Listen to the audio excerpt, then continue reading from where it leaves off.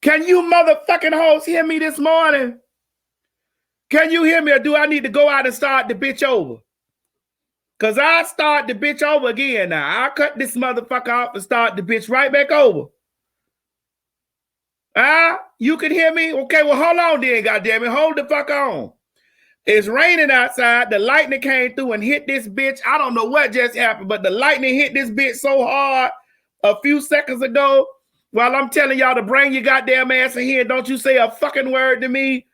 The lightning struck outside. If you in Georgia, did y'all feel that lightning or that storm that just blew over here real fast? God damn, that shit just said, what, plop. The question is, can you see me? I know you can hear me right now. The question is, can you motherfucking see me? Can you see me? Can you motherfucking see me this morning? Bring your goddamn ass in here. The shit said boom. One thing about y'all loyal Maddie mob, y'all be right there in all of that stuff. In the midst of it all, I've come through many hard trials, through temptations on every hand. And although Satan has tried to stop me and to place my feet on sinking sand.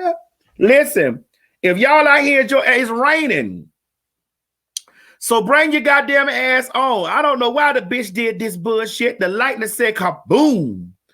And I'm down here talking shit and telling y'all waiting on me like you waiting on that motherfucking stimulus check. You're still waiting. Bring your ass. You still gonna run your ass down there to the mailbox. You gonna run down there to the mail. Hold on, y'all like my hot top bull dyke fade? Hey, I feel like a dagger bagger this morning, baby. Hold on, let me sign in on my other shit. Cause this bitch was acting stupid, baby. Baby, that lightning came through there like a lightning. Slow head like a nightstand, like a lightning. I want a nigga with a wedding ring. Bank accounts in the Philippines. A black car take care of everything. See, I fuck him in the living room. I cheer at home. I make him eat it while the period on. Cause I'm a nasty hoe. Red bone, but a classy hoe. Young jazzy hoe. And don't be scared, cause if you're curious, just ask me hoes. Cause just dig sucking comes quite natural. Cause I'm the baddest bitch. What? Who's bad? Yeah. I'm the baddest bitch. I'm baddest bitch. A baddest bitch. A baddest bitch. Who's bad? Who's bad? Oh, yes, it is. See, I'm a curious bitch who took off from getting broke off from your baby's daddy. Because I'm the baddest bitch. Who's bad? Oh, who's bad? See, I'm employed with no boss hole. While y'all sucking dick for free, I'm broke off hole. Hey.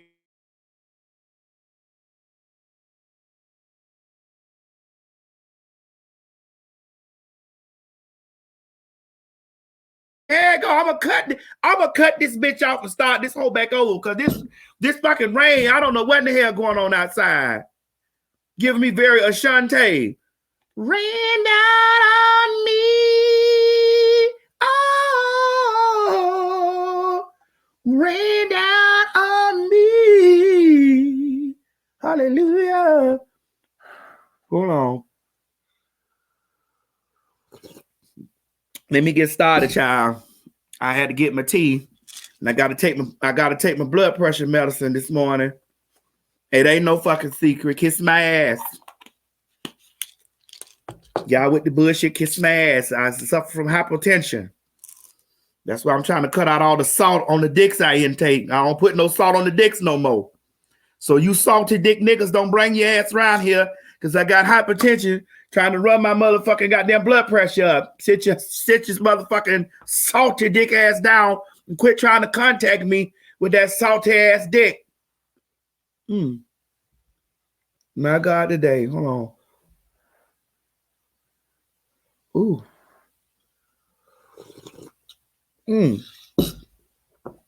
And another thing before I get started this morning, let me tell you motherfuckers about when y'all got my Cash App. Don't be sending me no requests for $500 and $600 and $1,000.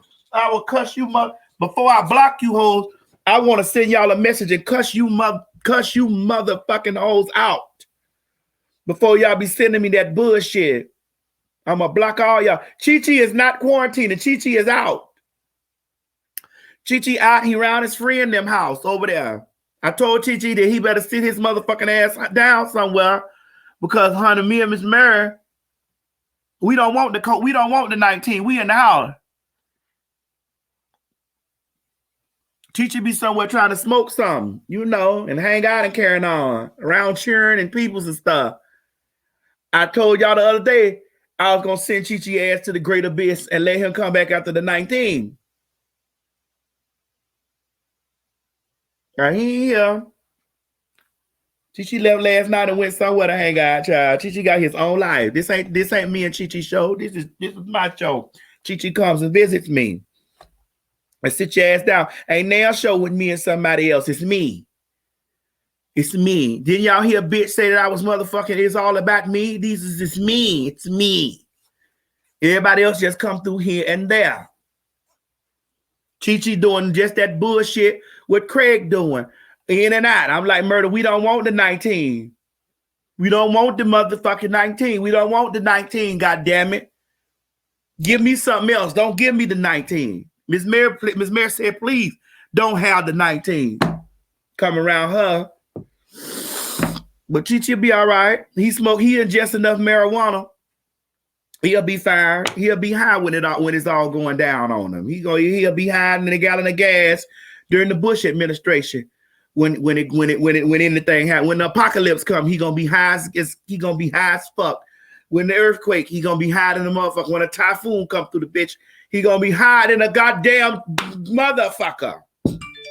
Quit worrying about him and worry about them stimulus checks that y'all need to be walking out there to the mailbox getting, and come on in. Wait on me like you waiting on them stimulus checks.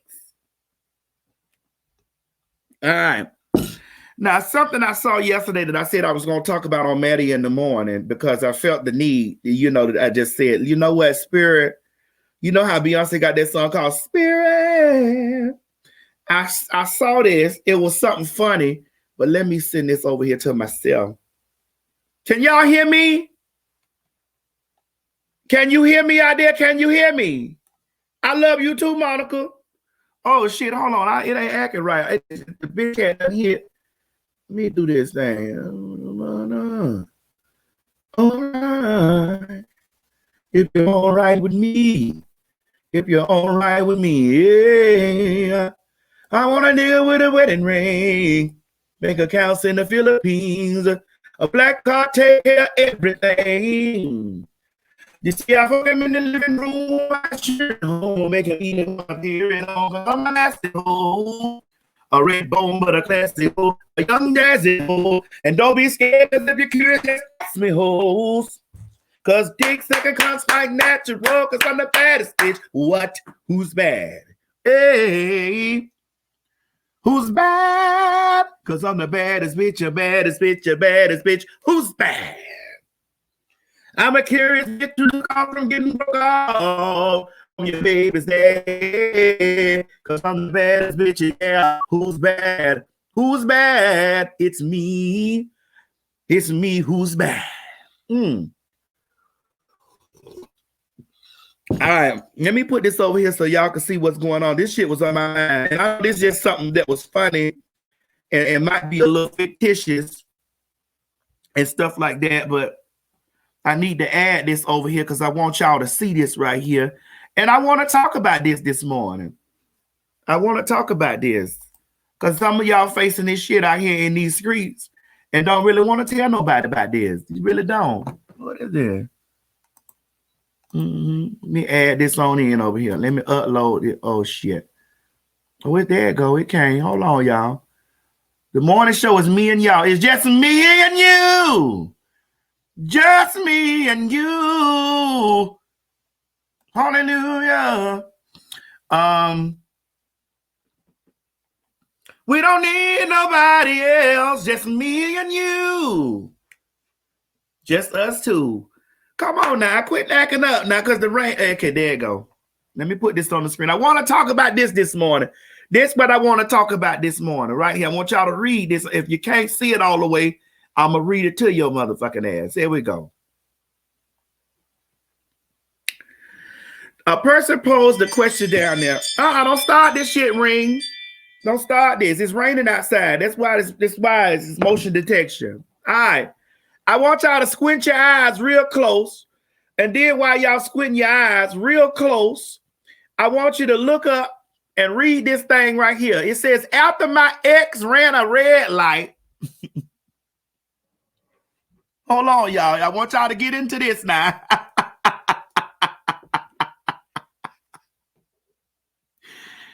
After my ex ran a red light and totaled my car, his girlfriend showed up to our accident. When she said, I'm his girlfriend to the officer, he looked at me like, ma'am, please. I know what we both just heard, but don't. Not right now. The question was posed by the initial person. How did you find out that you were the side piece?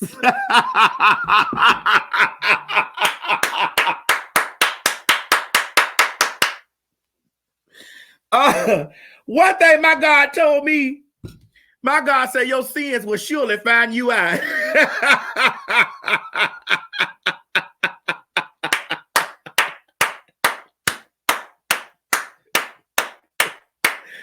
I want y'all to put your eyes on that and read that thoroughly. I need y'all to thoroughly see that shit right there. Because this is the kind of shit that be going on. Y'all, this when I be talking and y'all be like, Madison, you don't really like men. I love men. I just know what men's are. Men's is men's, baby. And even though this is sounding like a joke, and this might be a little joke to something, you feel me? People's places and things, they all are nouns. People's places and things have to understand that this kind of shit is plausible. This is a possible situation. I want y'all to put your eyes close to the screen and read what the motherfucker said.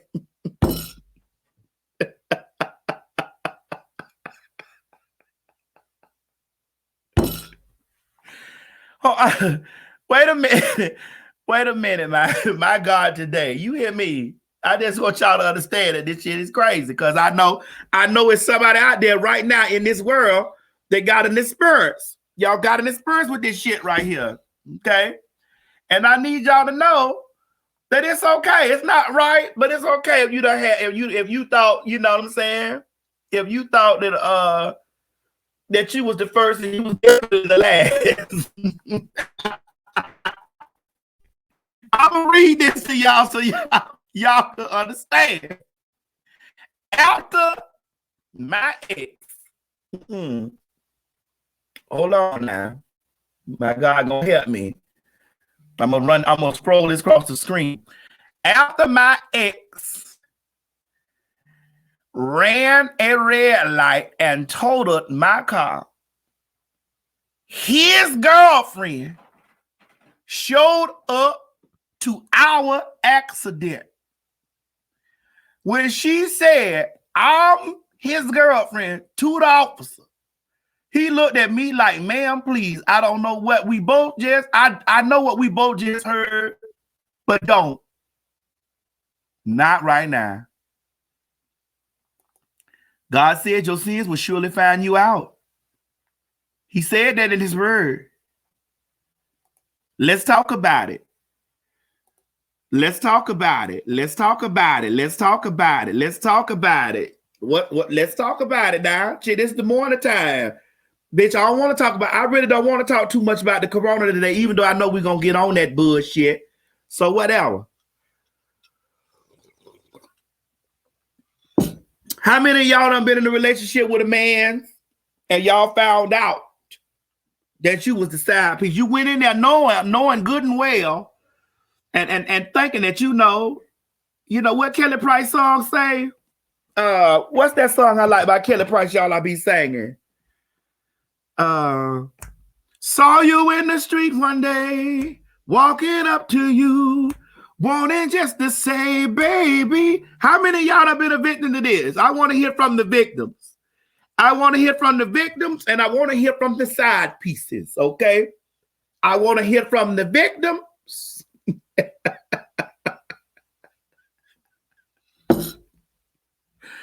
I want to hear from the fucking side pieces. You know what I'm going to do? I'm going to go ahead on and I'm going to be real with the situation.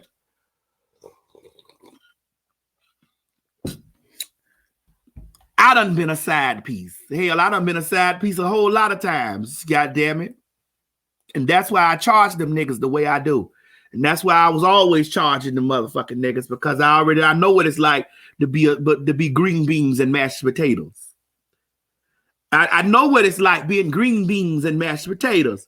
I know what it's like being motherfucking being fried rice and not being the chicken. I know what it's like not being the ribeye, but being the baked potato. That's right. I knew my place. That's right. There we go. Jared Walker said, but you knew your place. Yes, I did. Yes. Jim Tarver, you say if she the ex, then how was she the side piece? Because she got rid of that low life trash of a man. That's right, Jim Tarver. That's right. But I mean, we all have been victims to the situation. Y'all understand? You know, you go in there because 99% of the time you go in there loving on, and you know, you're going in with big energy. That's right. Somebody said be in the grits and not the fish. That's it. Come on with it. Come on, be in the fish and not the grits. I'm gonna try to get my bitch on the line. Hold on, wait a minute. Miss Mary coming down here. Dear God, Miss Mary done text me and she says she coming down here. But hold on, y'all. I had received a phone call this morning, but I'm trying to see if they available. You have reached the voicemail box. I keep reaching the voicemail box. I can't get them on the line. So I was trying to get Miss Sophia in here this morning, but I can't get her on the line. So since I can't get Miss Sophia on the line, guess who I'm gonna get on the line?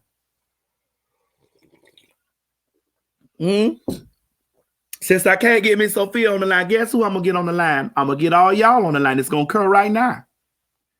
It's gonna occur right now. Now listen, when I get you on the line, okay, what I'm gonna do is I'm gonna let you come in. We're gonna talk a little bit, and I'm gonna have to kick you out of the thing down here so other folks can come in. So don't take it personal, because I'm not kicking you out the show. I'm just gotta move you out of there because only 6 people can be on at a certain time. But this is the Maddie in the Morning show. This is Maddie in the Morning with the people. So hold on. Let me get the link together now here. Let me go copy it. My God, today. Yes, ma'am. Miss Mary got on her wedding wavy hair this morning. My God. Can you still? Oh, listen, Miss Mary got on her wedding wavy cap. Hold on now. Hold on. Miss Mary, I got to get the chair together. Miss Mary got on her wedding wavy cap this morning, y'all. Miss Mary got on. Listen, we're going to have to clean it up a little bit. You know, I can't. I'm stopping your show. I'll go out of here. You ain't stopping my show. I just got to clean it up just a little bit, but I done already did a whole heap of custody. Who got to run an errand? When we get out, I got to run an errand. Mama, now don't fall back there and knock my lights down and carry on. Where's that thing? You done walked all past the thing right there. Let me get it for you. Hold on, y'all. This the morning show. Good morning, everybody. This the morning show. Now, Mama, do you want the thing? Because you done sat down there. Yeah, you have to just hand it to me. Hold on, let me open up the lines so the people's shy, so the people can come on in here with the stuff. If I'm stopping you from being who you want to be, I'll get out of here. No. There we go. Boom. There it is. There go the chat in the comments. There the chat go. Wait, did it come up? What did it say? Did it say anything? Did the chat come up? Paste. Let me see. Chat. Oh, yo, the chat. Oh, that's it. It's it. The chat done came up. The chat is up. Baby, the chat.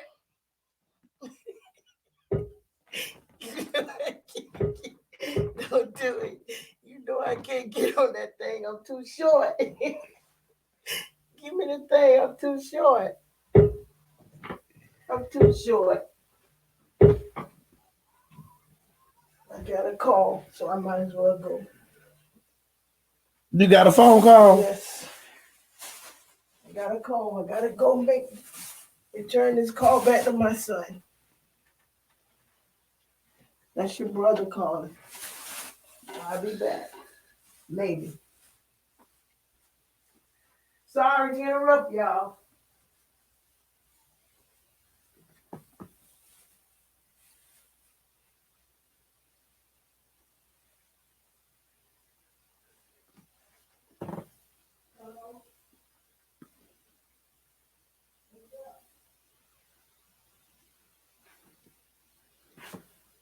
Women's do it too. You see how people come in there just disrupt your whole life? Will come right in, saying they're gonna make a commitment, make you change everything around, get a phone call from somebody else,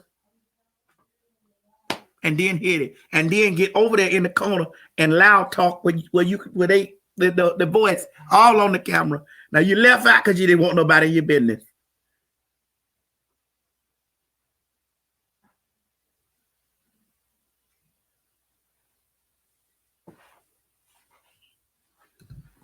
Don't talk about me behind my back, because I'm one y'all know is committed. So don't. I wasn't talking about you. Oh.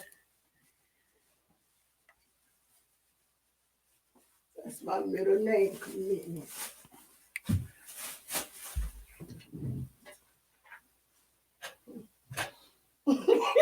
Oh my God, this hell again. Yes, ma'am. Jesus. In the name. So okay, Miss Mary, let me ask you a question. Let me help you. Do you want this on this side so you can come up here? Mama, they can see you out. They don't see you walk all back here. Oh, I know. All on the back of the set.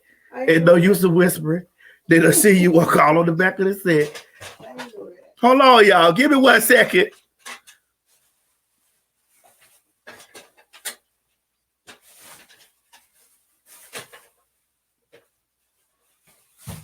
Mama, what is this? Mama, you had to bring a goodie bag with you. Mm-hmm.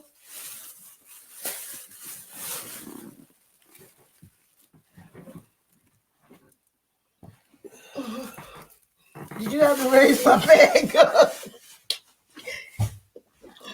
You know I gotta come downstairs, so that'd be exercise for me.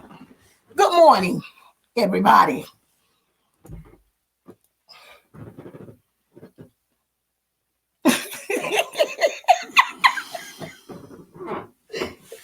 It's bored up there. How's y'all doing this morning? Bless y'all in the name of Jesus. Thank you, Lord, for giving me the strength to walk down them stairs. In Jesus' name, I pray that you bless the peoples this morning. In Jesus' name, all over the world. In Jesus' name, amen. Amen.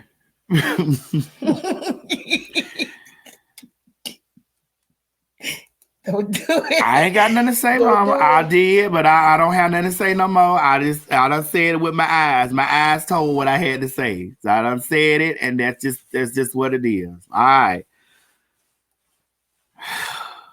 If it's something too much, I'll get out.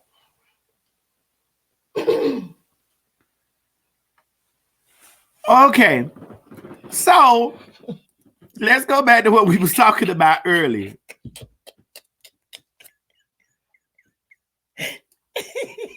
I hate this. No, don't come down here with that now. I started with you. You know I always, every time I see it, well, it's on. I want to do what a Craig number. Yeah, but it's on. Okay. I want to go back to what I was talking about earlier before I was. There we go. Show this. Okay.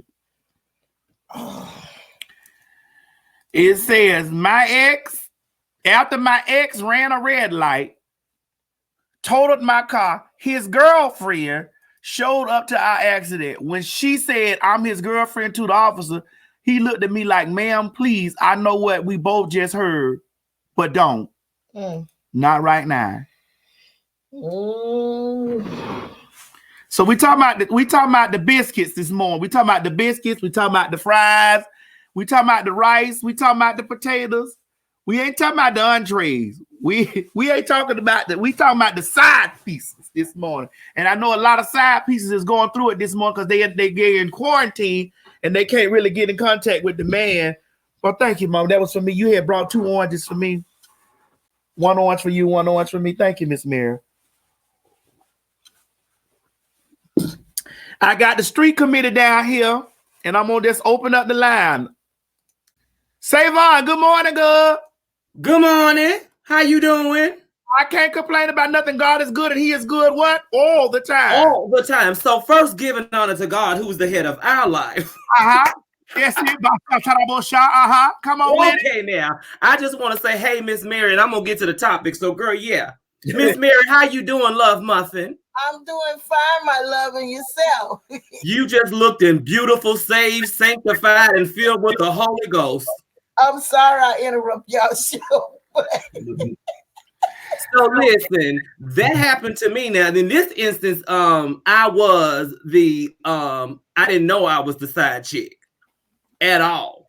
We were together for a whole 6 to 7 months, and then all of a sudden, you come back home from visiting your family, and you got a whole wife who pregnant. Oh, so you didn't a whole wife. So you didn't know that this had happened to you. You just was you. You told me you was bringing your mama back home with you, and she was gonna live with you because she was coming from Haiti to live in the States because you in the service. And it wasn't until I started getting these emails, IMs, and text messages and stuff, and I was like, well, this is a name that we ain't used and chatted online in a long time, honey. Your mama turned out to be your wife, who didn't have any type of fluent English at all. So I had to go on out there and give me some translation softwares and start talking to her sec passe, whatever we needed to do to make sure she understood the words that I was gonna send to her. So you was gonna send her some bad words? No bad words. I was gonna send her the email, text messages, SOSs that he sent me, and all the communication via her native tongue. So who do we blame in this situation? Well, we know who to blame. We blame the nigga. Listen, it happens. It do. It happens. I couldn't blame nobody. It happens. And if I look back on the signs, I would have seen it. Hold on, Savon. Hold on. Wait a minute. What you need, Mama? You need a charger. I need you to plug me in. What you need plugged in, Miss Man? Your phone? Oh, you mean this? You want this plugged in?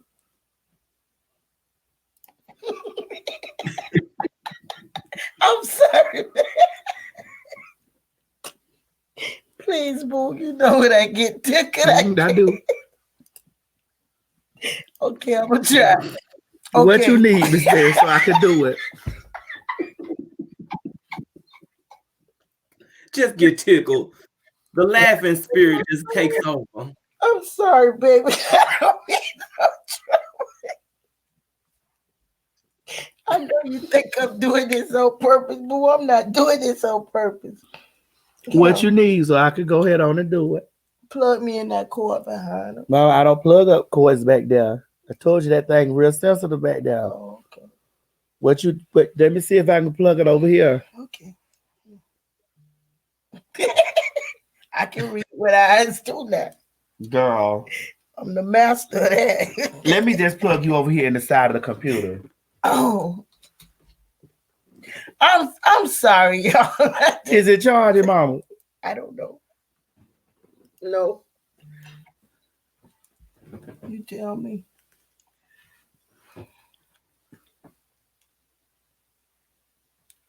Go ahead, Elsie. Say what you were saying, baby. I'm sorry. It's all right, Love Muffin. making my morning. So yeah, honey. So I found out after the fact, and so I sent her all the details, and she was shocked and surprised. You know how they do. I just can't believe it. This, that, and the other. But girl, what would you gonna do? Because you was here off of his paperwork, so you wasn't going nowhere. Wait a minute. So he was wait. So was he Haitian too? Yes. In the Army in Fort Campbell. Yes. You been here for a while. And going back and forth visiting his family and things. Where did you meet this man at? Girl, I met him online. You know how we meet him, girl. The club online, girl. And you had met him online, and and okay, all right. So I'm gonna bring you back. Say, if I had to start you out, so I'm gonna go down. All right, love muffin. All right, don't you go nowhere here. All right, baby. Okay.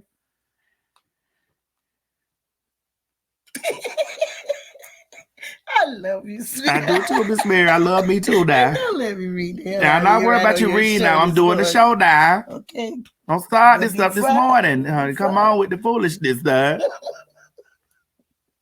I brought you a little joy. I already had joy this morning. I gave you a little more. Spill it, boy. Good morning. What's going on, Trey Jewel? Trey Jewel. Miss Mary. Hi, my love. Miss Mary, why are you down here clowning this morning? Cutting up. That's how she left yesterday. She was cutting up yesterday. Do not encourage her with this stuff. You see that little bag that I brought down? You see, I brought my baby something. I thought about my baby, and I was bringing my baby a little vitamin C. Oh. What you looking for, Mama, that you had to grab here? My mask. It's too late, girl. It's too late. It already happened. To be a mess. Okay. All right, Trey George. I'm gonna be good. Okay, Trey George. Yes. You saw the topic what we talking about. So if you don't, I'm gonna give you a friendly reminder. I'm reminding everybody because Miss Mary, this definitely would throw off the equilibrium. So somebody down on Twitter, I guess this is Twitter, had asked, "How did you find out that you were the side piece?" And the person responded and said, "After my ex ran a red light, totaled my car, his girlfriend showed up to our accident. When she said, 'I'm his girlfriend,' to the officer, he looked at me like, 'Ma'am, please, I know what we both just heard, but not right now.'" Girl, listen. Okay, so we spilling this in the morning. Yeah. Well, girl, I wasn't quote unquote the side piece, but I guess I really, really was. I had a whole relationship going on, and then 2 years in, I found out when it was almost time for the baby to be delivered. But wait a minute. He wanted me to be happy, as happy as him and her. Really? Wait a minute. He wanted you to be happy. I was supposed to be celebrating the fact that there was this baby coming that I ain't knew nothing about it. I didn't even know that there was 3 of us involved, and now there was a fourth party coming, and I was supposed to be happy. Well, let me ask you this question. Okay. Did you know going in what was going on? Like, was he a piece of trade? Was he a gay man? What was going on now? We got to know the facts in this, because see, we can't go in without knowing the facts. Was he a piece of trade? No, that's the worker. I said, well, let me go on and stop messing with those boys and go ahead and mess with an actual gay boy. And it was the gay boy who did the switch up. A whole mess. Okay, so also been in the train. So this was completely unexpected for you. Yes. Okay, so the man was gay identified. Yes. Was he overly masculine gay, or was he a No, he wasn't that, but he was just a butch queen. Just a bush queen. And end up going out there. If you sniff them, girl, you can smell sugar, honey. Oh, if you sniff them, you can smell sugar. Absolutely. She obviously likes sweet tea. Okay. Oh, But went out there and stuck his whole penis inside of a woman I'm sure he did the whole thing. I'm sure. and had a baby. Had a baby. Hold on, y'all. Let us let Miss Mary have her moment. What that is? That's your Bible scripture. What scripture of the Bible did you read? It is that you read. Tell us what the scriptures say about side pieces. Can we know what the scriptures say about side pieces? Find me a scripture on side pieces, please, so I can share it with the people. With you, a concubine. That's what it's called, Miss Mary. A concubine. Okay. So I guess what was going on that you had the concubine spirit on you, and you didn't find out. So did you end up meeting the baby when the baby came? Years later. Oh, so you forgave him and went on ahead and met the baby. When the second one came, sure. Girl, it's a whole listen. It was a whole mess. I'm talking about a whole young fool, honey. A whole young fool. I stayed in because I figured, well, he was gay, child. So okay. Girl. Couple years later, baby number 2, honey. A whole fool. Was this with the same woman? Same one. Oh, well, he was still gay. Exactly. He just liked to having babies. It was giving you, me, and she. Oh, what you gonna do, baby? My baby clothes. I guess is what he was gonna do. A mess, a whole mess. Okay, all right, James, that's your story. Don't go nowhere. You know, because we're gonna do a whole full panel. I'm just doing one at a time right now. Don't you move. All right, I'm gonna be asking because the peoples want to know. I'm gonna be asking this morning. All right, so right there, honey. Come on back, and take notes from other people because I know what we want to. Because baby Savon came in and say that they would. Savon, listen. Can I tell you I love that Savon? I had never known Savon before last night. I loves me some Savon. Savon, she's very rich. Yes, she's very rich. Hold on, wait a minute. Let's Savon. Savon, listen, Trey said you're rich. You're very rich. Okay? Yes. Man, you came in here, honey, giving me glam, bitch. I was like, damn. I wanted to go in my car. Oh, Miss Mary, I'm sorry. Girl, I was like, Lord Jesus. Listen, be yourself. I know what Boo do on Boo shows. I'm just trying to make sure my mama don't come out in a Rona and beat my tail because she taught me how to respect my elders and she will do it. But I saw this hair. I was like, don't let me go downstairs and start mixing in some things and come on up here with some blonde too. You give me blonde ambitions, baby. That's right. That's why that man went over there and got that baby because, you know, he said he had to bring children home to the house. Girl. Anyway, we'll be back, Savon. Hold on, you sit tight. No small favors. All right, Trey, we'll be back. Sit tight. Okay, see you in a bit. Okay. All right. Darcel, you know I'm coming over here, Miss Darcel. Good morning. Hi, Maddie. Hi, Miss Mary. How are you ladies today? All right. So, Miss Darcel, have you ever been a victim of being a side piece, or have you ever had the experience of a side piece? Come on. Both. I have been the side piece and did not know I was the side piece. And because I didn't find out until we were like months into our little situation, I stayed in that.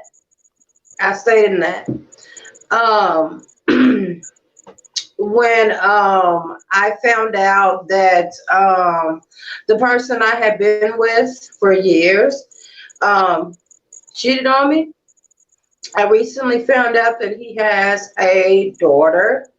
The other woman disclosed that information to me after 19 years, you know? So I'm like, are you kidding me? You know what I'm saying? Like, if you wanted to hurt me, you know, you should have told me this a long time ago. Because, you know, he's never done anything for the little girl. But at any rate, he basically told her, you know, I've got this family over here, and, you know, I can't really say anything about or do anything for this child. And like I said, I recently found that out, and it crushed me. It crushed me. So, you know, I just feel like messing with someone else's man.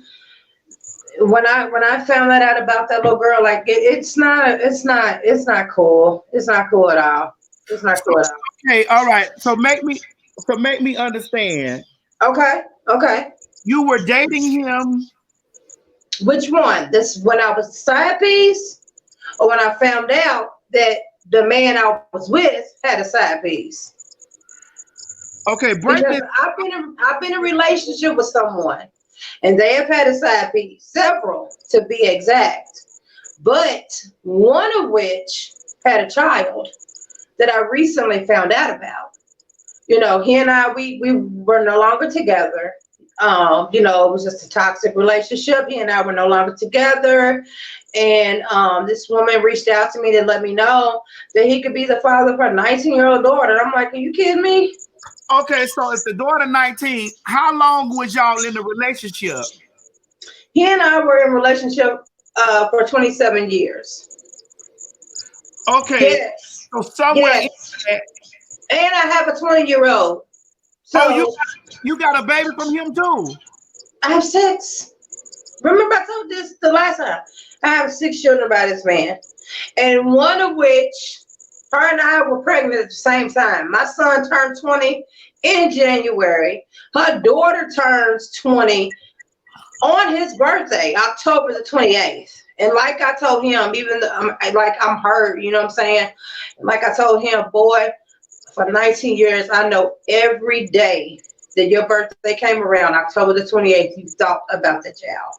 And for you to choose me over your child, like, that's messed up. That's really messed up. Oh, the people are down here. Listen, Olivia say everybody play the fool sometimes. They I had no clue. I had no clue. I had no clue. What's he mean? Hood twins. He said it was hood twins because y'all had a baby at the same time. I mean, but it happened. It happened. But it's not right. It's not right. We were, you know what I'm saying? We were like together. We had 6 children together. She was. No, see, here's what I think somebody got it confused. Hold on, wait a minute. The comments is flying so fast. Okay. They're saying that they got it confused. I think. Okay, so let's get it again. You were with this man that you was with, that you got 6 kids with. You was with him for 27 years. 27 years, and he have a 19-year-old daughter that you just found out about. That I just found out about. I just found out about this child a few months ago, to be exact. A few months ago? Yes. Okay. Yes. Now, how did you end up being in this next place, being or is this the same thing? No, this is not the same thing. I ended up being a side chick because, like I said, he and I, we were like our relationship was toxic. We would make up, break up, you know what I'm saying? Like honey, it's a long story. And when I was done for a while, I was done. We'd already had our children. He already had this little girl running around. You know what I'm saying? We already had our children. So I started talking to this guy. He hit me up on Facebook Messenger. And back in 2013, I wasn't really checking for Messenger, and I was just bored one night, and I happened to check my messages, and one of them happened to be from him, and we started talking and kicking it, you know what I'm saying, and the whole time he's living with another woman. Yeah.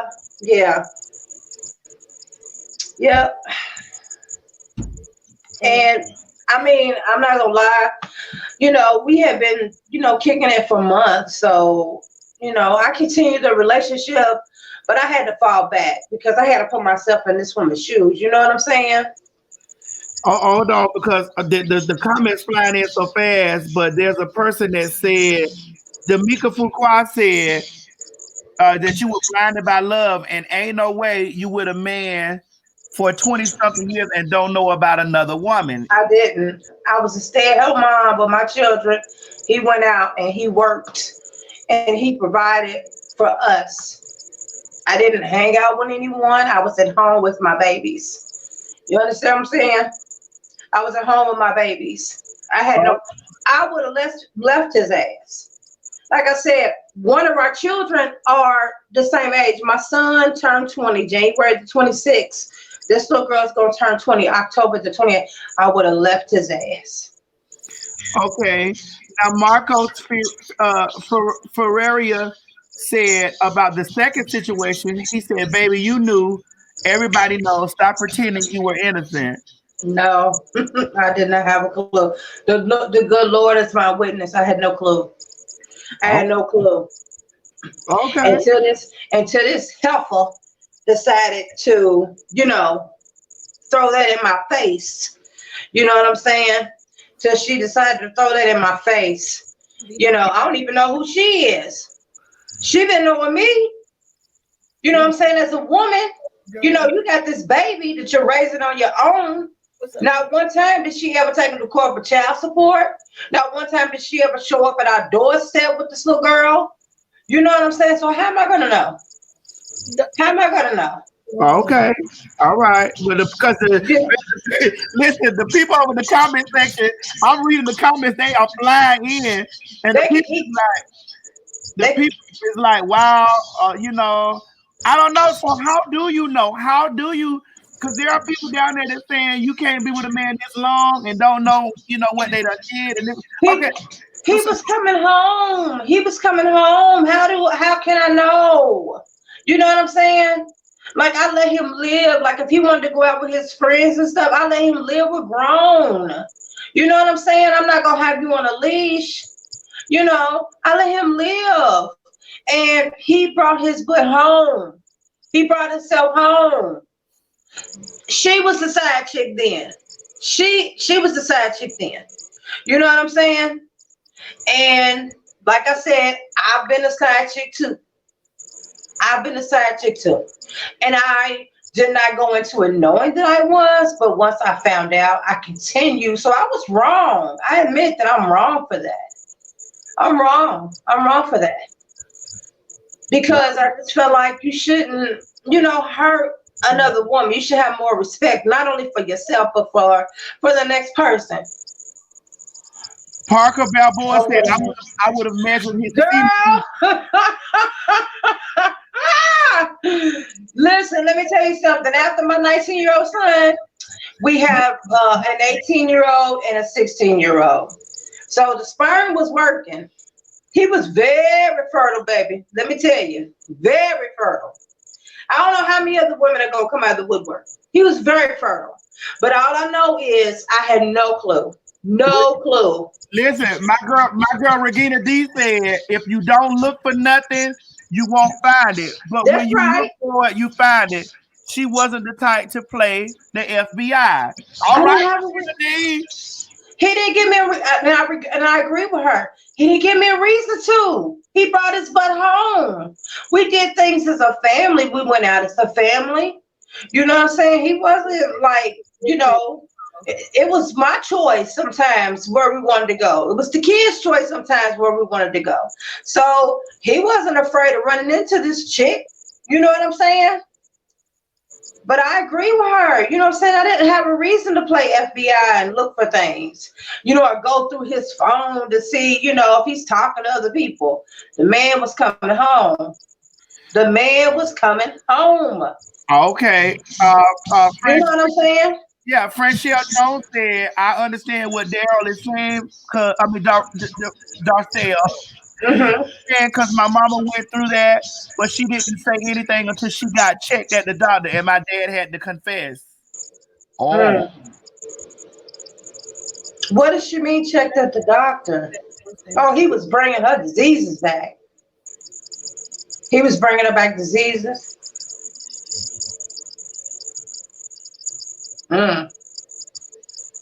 Some trifling ass people out here, and like I said, I've been a side chick. And once I found out that this man was in a relationship, my mama wanted to know, was y'all married? Miss Mary, I have to be honest with you. At one time, I considered it. I just don't believe in marriage. I don't believe in it. I never have. I'm sorry, I never have. Okay. Because if I want to leave your ass, excuse me, Miss Mary, I'm sorry. Listen. Y'all be who y'all is. I came and interfered in this show. Do just like I'm not here. I can't disrespect you, though. I'm sorry. I'm sorry. You're not I love you. I love you. You're my elder. And I have so much respect for you, Miss Mary. But I will say this. If I want to leave you, then I'm not going to pay. You know what I'm saying? I'm not going to pay.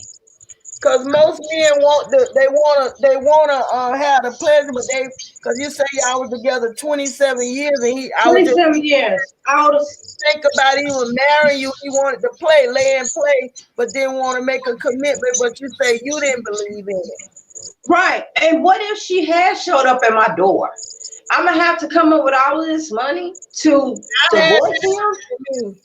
To divorce him? Like, no, I don't believe in marriage. I'm sorry. Even as a teenager, I never. To my door for my husband, ma'am. A woman showed up to my door for my husband. Say, and I wish she had done that. The only thing that would have happened had she done that, when she found out that she was pregnant and she knew she was messing with him, was, Lord forbid, I wouldn't have my last 2 babies. Because I would have dropped his butt. You know what I'm saying? It would have been a wrap. It would have been a wrap. Okay. All right. Well, hold on, Miss Doctor. Let me get somebody else on here to tell their story real quick. Okay. All right, hold on. Oof. That's it. That was a lot. Hey, Nate. Good morning. Hey, Maddie. How you doing? Can you hear me? I'm good, baby. Miss Darcel came in with a story. Listen, I was like, okay. Do you have a story? No, I don't have a story. I was just coming on here to actually just see you and say hi, Miss Mary, and hi, Maddie. Hi, baby. And, this is the first time I ever done this.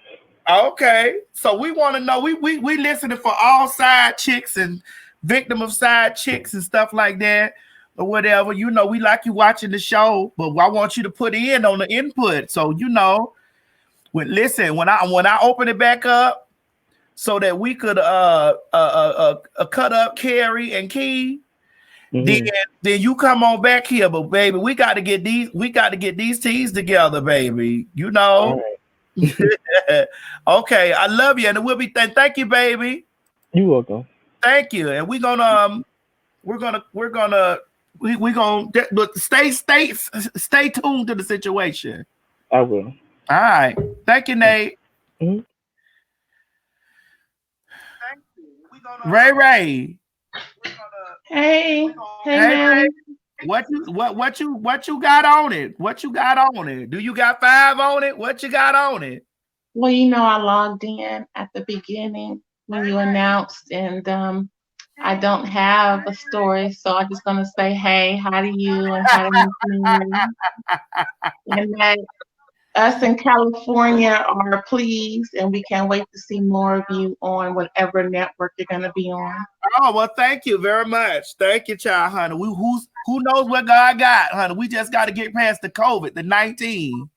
I know, right? We got to get through this Rona mess. It's putting a plum mess on everything, child. I mean, everything. And definitely on side chicks.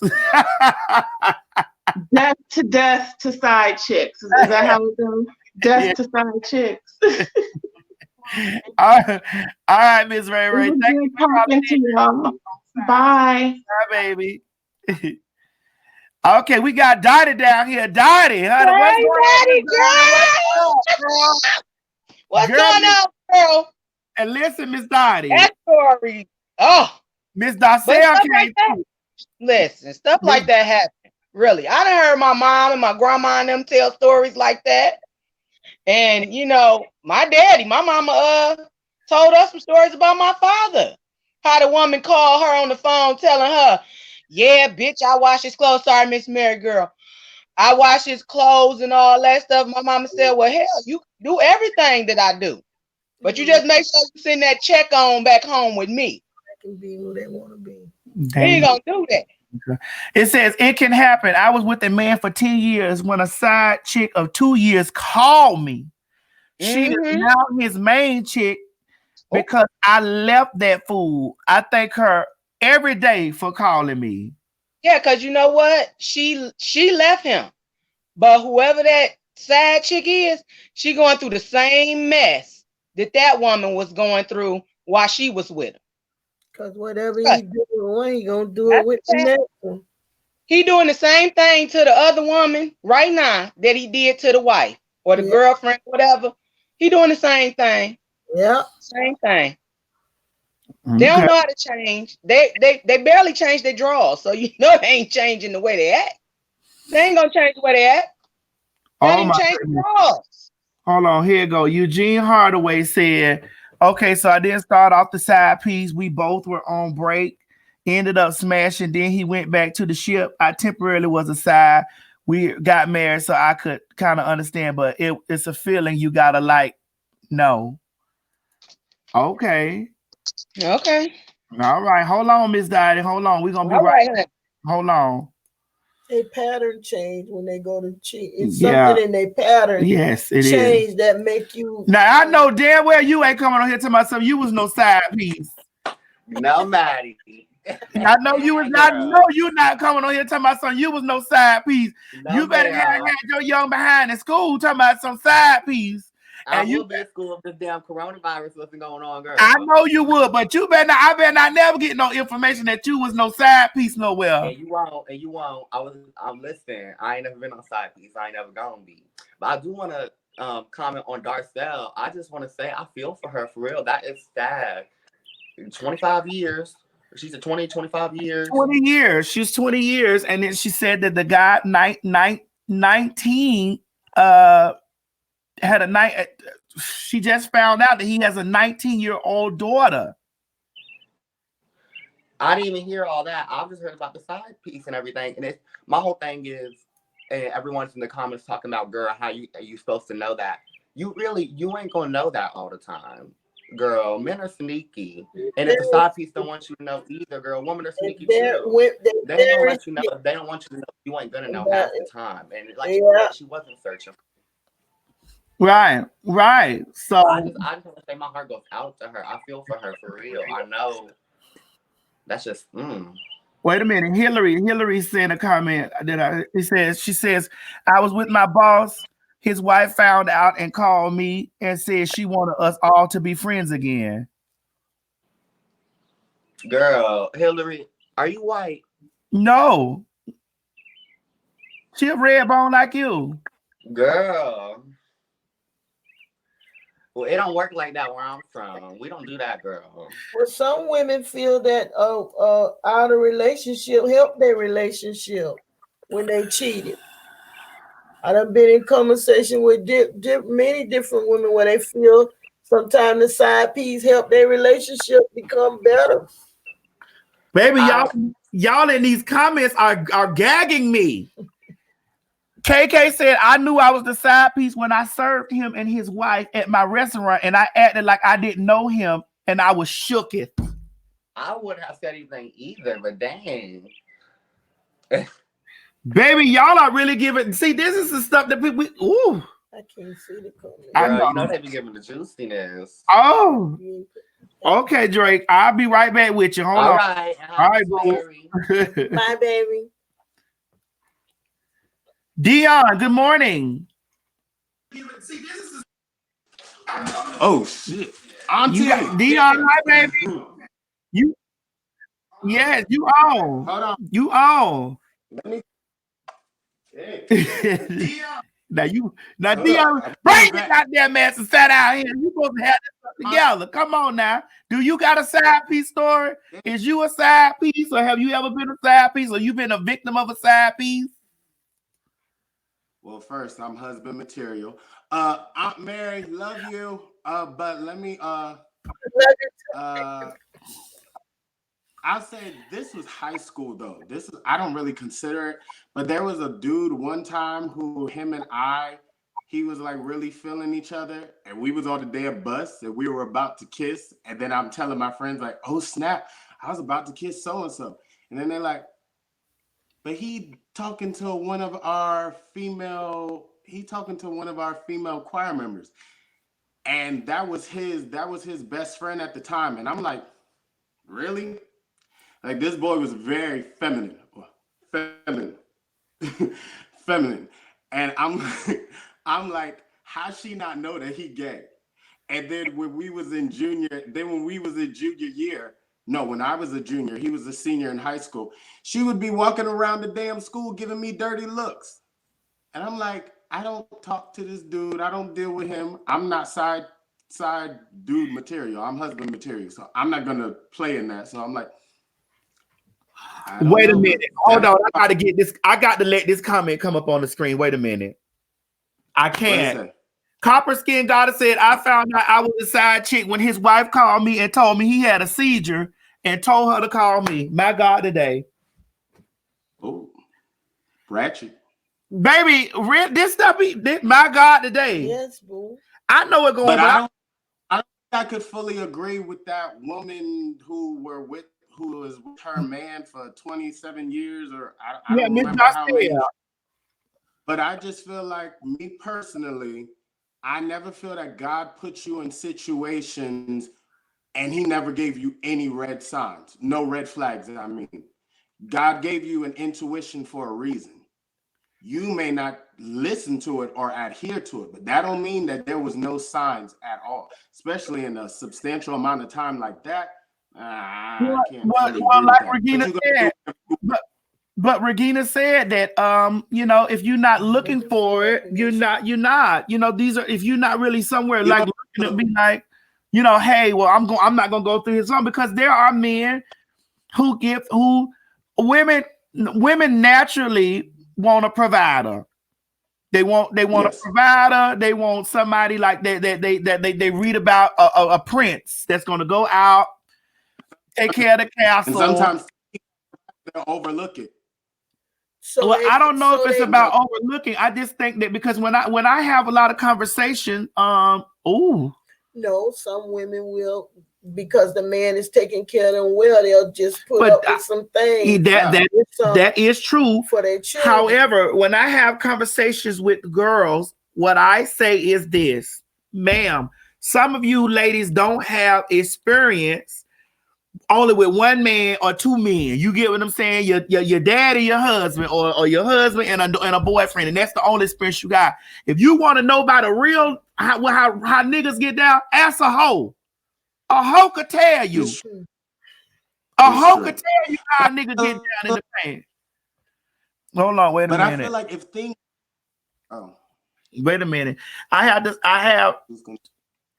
She's gonna say she don't believe in marriage, but she shared her life, her home, her couch with a man, had 6 of his raw babies, and you say you don't believe in marriage. No, ma'am. Know your worth and charge double. If you don't believe in marriage, don't have children. Ooh. We got to get Miss Darcel back on the line. I can't lie. No, I can't lie. When she said them 6 kids, and she don't believe in marriage, I was like, hold up, pineapples. Something don't make sense to me. But that's ministry. She don't believe in marriage because she don't believe in the institution of the split and having to split her money. That's what she's saying. Like, I feel her the same way. Have to split, but you still could split your money if you have 6 children. There could be a possibility that the children can be in his custody, and you still got to cough up some money for child support. So, I mean, either marriage or children. I personally think children is a way bigger responsibility, and 6 damn kids, that's a large responsibility. I wonder what's it, the stimulus check or something bill we're going to get for this coronavirus? Tyrone said you cannot impose your religious belief on other marriages, not for everyone. Okay. Everybody don't feel married. No, I didn't say marriage is for me personally. I'm not saying marriage is for everyone.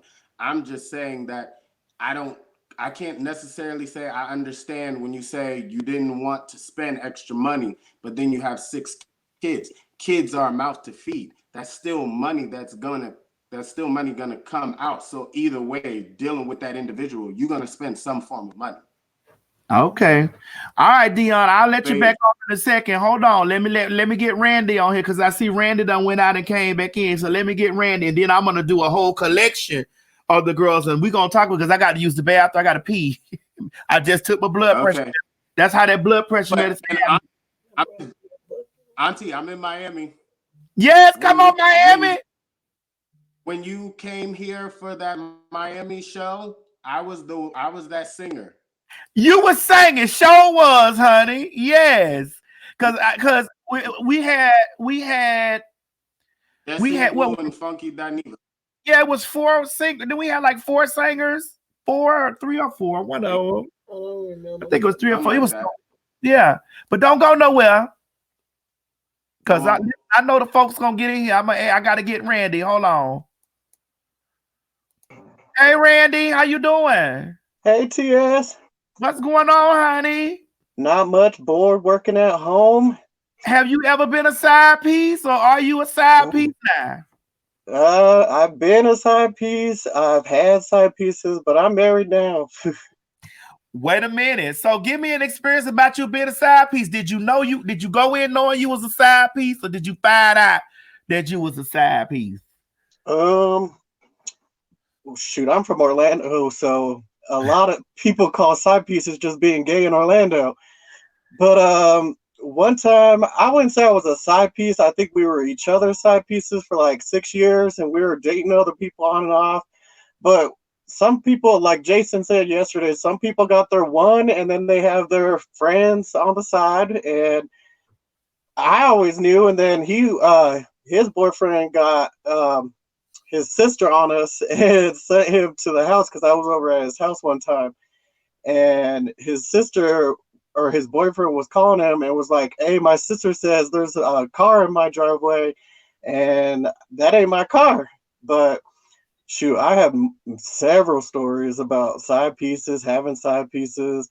My husband, right when we met, was still dating his ex, and they were breaking up, and I didn't feel right about it, so we didn't hang out for a couple of years, and then he apologized a couple of years later, and then we've been together for 8 years now. So, but side pieces is, I think a lot of people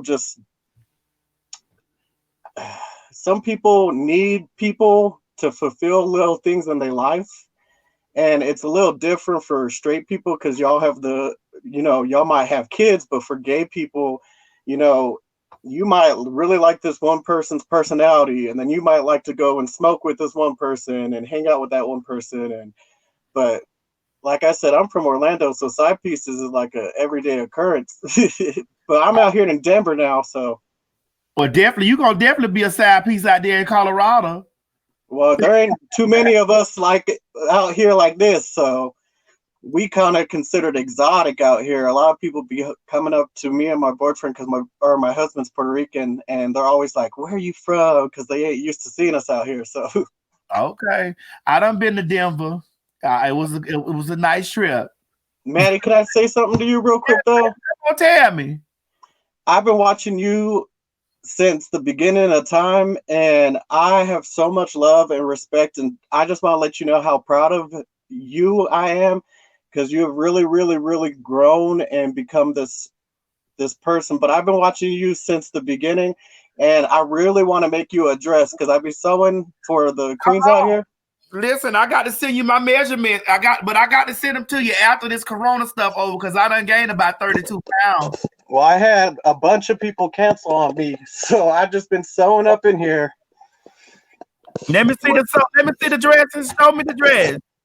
Baby, you got a closet full of dresses. They stretch pieces. I can get in them.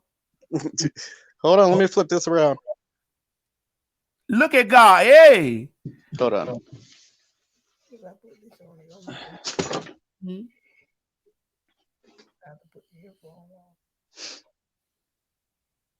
That's one of them. Yes, dress.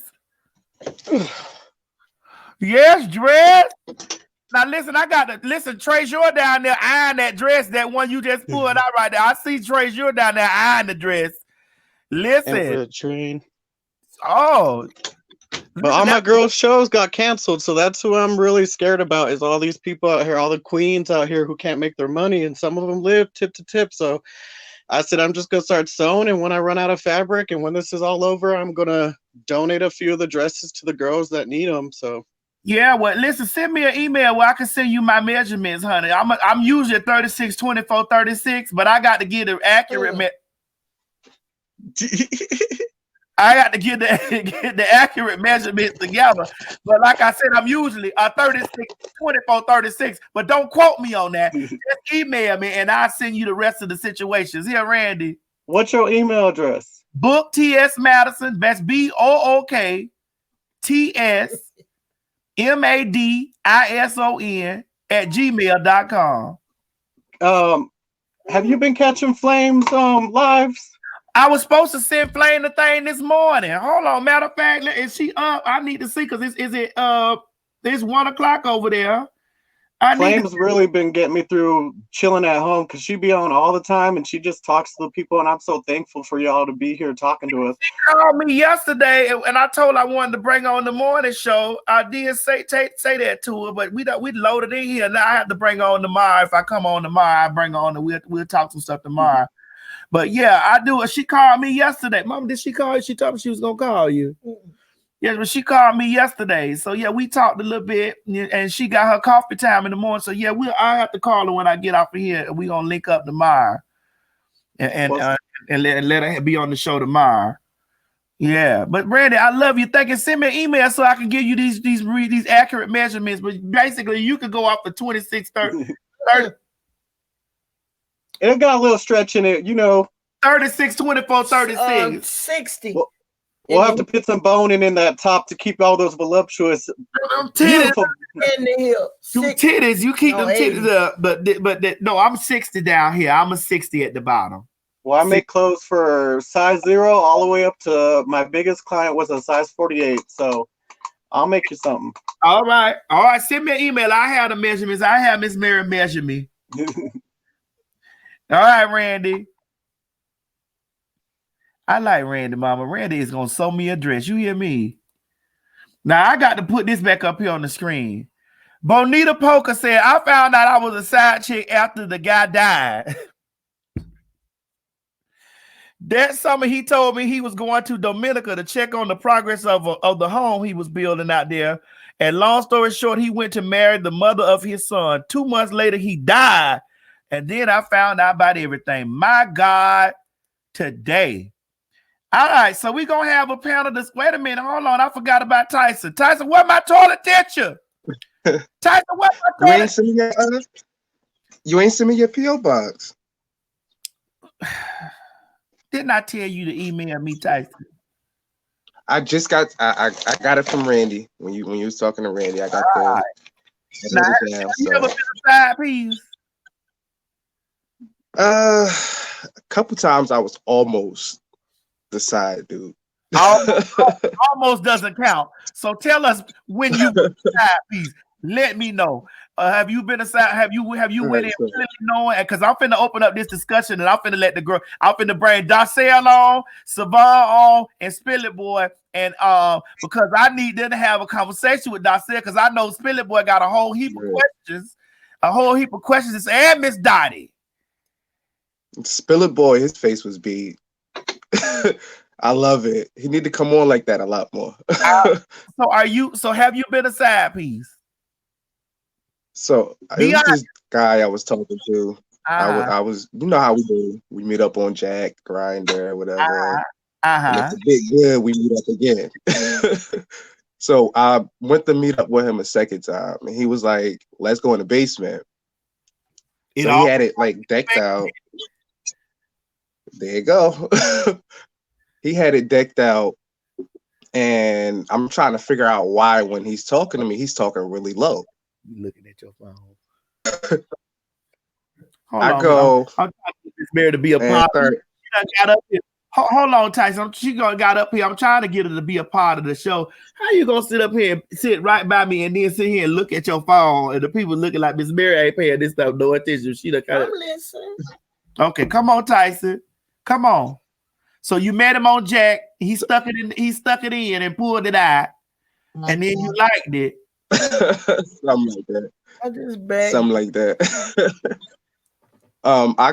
We in the basement and I tell him I gotta use the bathroom. So I'm trying to walk upstairs. He like, oh nah, just wait for a second. And I start hearing footsteps upstairs. So I'm like, I know I ain't your dude, but I want to know who else is in this house with us. So he's like, oh, yeah, my kids is home from school. I didn't know you had kids.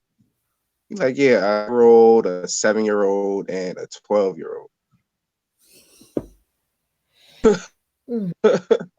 Now, this is the second time we meeting up. So I'm shocked, but I'm not in it like, why you ain't tell me you had kids and shit like that. It's just something I think somebody who's gay would bring up so that there's no type of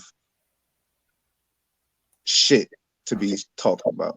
All right, well, hold on. Let me, because I need to add this on, and then I'll be right back to you, Tyson. Hold on. Baby, these stories is real interesting this morning. I'm really getting the tea, golly. Hey, Natasha, good morning. Natasha Milan, hi, baby. Good morning, honey. Good morning. Good morning, Maddie. Good morning, Miss Mary. Hi, my love. I know that voice. Mm-hmm. You're like an aunt in my head.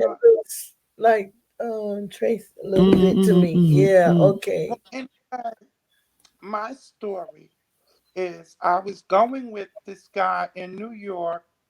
We were together like 10 years. So we had planned a trip to North Carolina where my family is, but we were going to stop in Norfolk, Virginia. Now, this was a car trip. So it was me and him. I'm all excited. So when we got to Virginia, we had a ball, and I noticed he was, making calls and stuff, but I didn't think anything of it. Then we hit to Durham, North Carolina, our destination. Then he pops on me that he is going to, this is when I first started driving, so I was scared to drive back to New York because he popped on me that he's going to Orlando, Florida, flying, his first flight, and showed me the tickets. I'm like, what the hell? So he said, I'm going to be a bodyguard at some club. I said, well, how am I going to go back to New York? Well, you can drive by yourself back up there or get one of your friends. Well, long story short, come to find out, he went to visit another trans girl in Orlando, and she lived in Melbourne, Florida, if I'm not mistaken. What happened was when we got back home, I was at the airport in Durham like a dummy, taking pictures of him waiting for the plane for his first flight. And all these pictures. And then when I get back to New York and he gets back home, I pick him up at JFK Airport like an idiot. Then about 3 days later, this trans woman called me and she says, I don't want to say his name. She left some of his clothes down here. I said, honey, keep those clothes. I said, that's how he is. I said, he'll mess with women and then he'll leave. I was so hurt. I fell to my knees crying. When he got in the house, I banged him so hard with the telephone. He had to go to the emergency room. And he was like, I'm going to press charges on you, bitch. I'm going to press charges on you. I said, you mean to me you were down there in Florida? I've never been to Disneyland. And you go with some heifer. She paid his ticket. Because when I saw the plane ticket, I said, well, what are you going to Florida for? To bodyguard at some club. And I believed it. Wait, you paid for his ticket? Called me, and she was nasty about it. Wait, you paid for his ticket, Natasha? No, she paid his ticket to Florida and back home. And come to find out, as the story unfolded, she lived in New Jersey, and we're in New York. So he went with her to meet her damn family in Melbourne, Florida. Oh, and went to Orlando. And he paid for the ticket. She paid his way. Baby, that man, he was something. Find out all of this. Well, Natasha, did he have any? Well, my question is, did he have some good dick?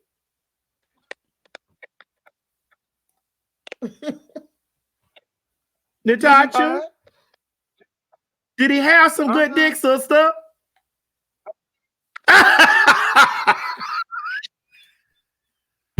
Usually that's what it is. Yes, he was in and out of jail, so he had the body of life.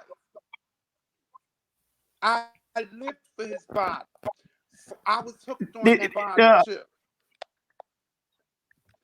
All right, Natasha, hold on, Natasha, hold on. New York to beat my behind. Well, girl, she was crazy. If she calling another person's phone where a nigga live at and telling her that what she gonna cover that, do she crazy? But hold on, Natasha, because I gotta get Miss Darcel back on here. Because I know, hold on 1 second, don't hang up.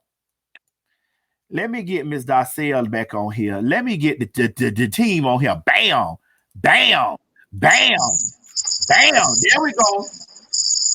This how I want to do it. Miss Darcel. Yes, ma'am. Now you done seen the people out there in the comment section. They've been saying they didn't understand your story. They said it's a lot of holes in the story, and we got the girl on the case. Miss Dottie, do you want to say anything to Miss Darcel about her story? Well, can I reiterate something? And maybe they missed the part when I said that our relationship was toxic. I met him when I was 16. We had our first shot at 17. Okay. And at 17, he was in the streets. He was messing around with other women. You know, I was fighting. You know what I'm saying? And I stayed with him because I loved him. You know what I'm saying? Like, we had a toxic relationship, and I said that from the beginning. But over time, he changed. You know, he got out, he worked, he hustled, he did. And I worked too. You know what I'm saying? So basically, he got better. He got better. He got better. Hold on, let me see. Hold on. Wait a minute. That's Miss Darcel. What's going on in the background? I had to hear. Was that you? What's that? What do you mean? I hear some bells. I can hear the bells. Well, I don't know what you're hearing. Okay, well, I don't have any bells. Well, hold on, Miss Darcel. So you don't put it out there. I'm gonna let the street committee get in. Hold on. Now, Miss Dottie, you heard Miss Darcel. What you got to say about Miss Darcel? I heard what she said, and it sounds like they kind of grew up together. And a lot of times that does happen, that people get in a relationship with somebody young and they end up staying with that person because that person is what they know. It's what they become accustomed to. So they get so used to being with that person until they just stay in that toxic relationship. And it's not good for them. It's not good for the other person. And I kind of don't know how you raise children in a toxic relationship with somebody like that. Because between having kids and constantly, you know, arguing and fighting and going against one another is, I don't know. I just, and I'm not saying that anybody's life is perfect. Mine wasn't. You know, I grew up in a household where my parents argued while I was young, you know, so I experienced this growing up. And my mother eventually left my father and, you know, raised us on her own. And she had 5 children. So you know, I think that she should have left him probably before she ended up having 6 kids with that person, because that person was a toxic relationship. All That's right. the toxic environment for your kids to even be in. All right. And, you know, Savon, what I'm not saying that it's bad that she, you know, it's kind of bad that she stayed in that situation, but she was in love with that person and she thought she was doing the right thing, you know, at the time. So she grew up, and in growing up, you realize when you are in a bad situation. And I hope she left that situation by now. I'm sure she has, you know, so it's just, you grow, you live, you learn, you grow. And that's what she had to do. And, you know. All right, Savon, what you got to say to Miss Dacia? Listen, I don't have no ill words because I'm pretty sure the D was good. That's one reason why you stayed. Okay? That's the biggest reason why we stay in situations like that. And secondly, a lot of times it's the devil the devil you know. You know what I'm saying? You know that person, you know how to read them, and then going out in a situation where you don't know somebody, starting all over when you've been with somebody at a very young age like that can be a bit intimidating. It's very intimidating. And then you got kids. It's one of those things. It's cheaper to keep them, but once you do find that freedom, honey, and you find out there's a plethora of good dick out there, girl. Shout out. Out there, yeah. Billy boy, what you got to say to Miss? What you got to say to Miss Dacia? Actually, I really agree with both of Savon and Miss Dottie. And when you know better, then you actually do better. Now, the thing with raising your kids, I think a lot of that, when the kids come and you have these kids, it's harder to walk away at that point too, because there's all that stuff gets mixed in. Like with my situation, it wasn't my kids. I was a fool. I should have been up and gone. But the thing is, what you shouldn't do is let the situation ruin you. And I have to say, being honest, I let my situation ruin me. It really did. Dealing with him and those extra babies and that whole cheating thing, to this day, I don't date now. Like I have I don't date. That going through that with him back and forth, off and on for like 8.5 years, it ruined me. I don't think I would actually make a good date for a person to date for someone else. So don't let it ruin you. It's very easy to say, but I am who I am now. I'm hard. I'm a hard pill to crack. I'm like, get away from me. You lying. I done already heard that story, boy. Go on about your business. When I even try to date, I'm like, I've already been through all that. I done heard those lies. So the one thing Miss Darcel seems that she's not broken. That she's not broken from the situation. Your situation, girl, would have had me head down, toes up, child. Well, what about face down, ass up? Hold on, Miss. Let me see if I can. We got to get that sound together. I hear bells and shaking. Honey, what you on your iPad or your computer? I'm on my phone. You hear it? I don't hear it. I don't hear it. Yeah, we can hear it. I'll get on my laptop next time. Okay, get on your laptop and come back, Miss Dacia. Can I say this though? Yes. There were a couple comments that I do agree with. I hope you all can hear me. Spiller boy, I'm like you. I will never get in another relationship. Now we can be, we can be buddies, like, you know what I'm saying? I call you up when I'm lonely, you know what I'm saying? And then you take your butt home, and then, vice versa. But as far as getting in another relationship again, no. And when I had to tell my children that their father could possibly have another child, my oldest daughter was like, I don't care. But my other kids were hurt. You understand what I'm saying? And I would say this for his name. Excuse me, Miss Mary. I would say this for his name, so I can look up on Facebook. Actually, I am going to be messy. I am going to be messy. Her name is Shamika Walker. It's her name. Shamika Walker on Facebook is her name. You know what I'm saying? You could have knocked on my door and told me. You know what I'm saying? You could have knocked on my door and told me, so that I could have left a lot sooner than I did. Shamika Walker, Shameka Walker. I'm blasting her all over, man. Her and the daughter. It's the same thing. Baby. Ain't changing. Miss Darcel, get on your laptop, girl. I'm tired of this song with all this banging in the background. And there is another Kelly song, honey. You should have told me I wasn't good. Yes. You should have told me I wasn't strong enough. Miss Darcel put it out there like, go get her, y'all. Miss Darcel was like, whoever Shamika Dawson is, or Shamika, whoever. Miss Darcel was like, no, ma'am. Miss Darcel said, everything spelled it. WALKE. Okay. So I mean, y'all, we done been on here an hour 40 minutes, and it's just like, child, I done found out that there have been a lot of people that have been knowingly side pieces. There have been people that have unknowingly been side pieces. There are people who are just, side pieces, but they are, it was by choice, not by. I don't know.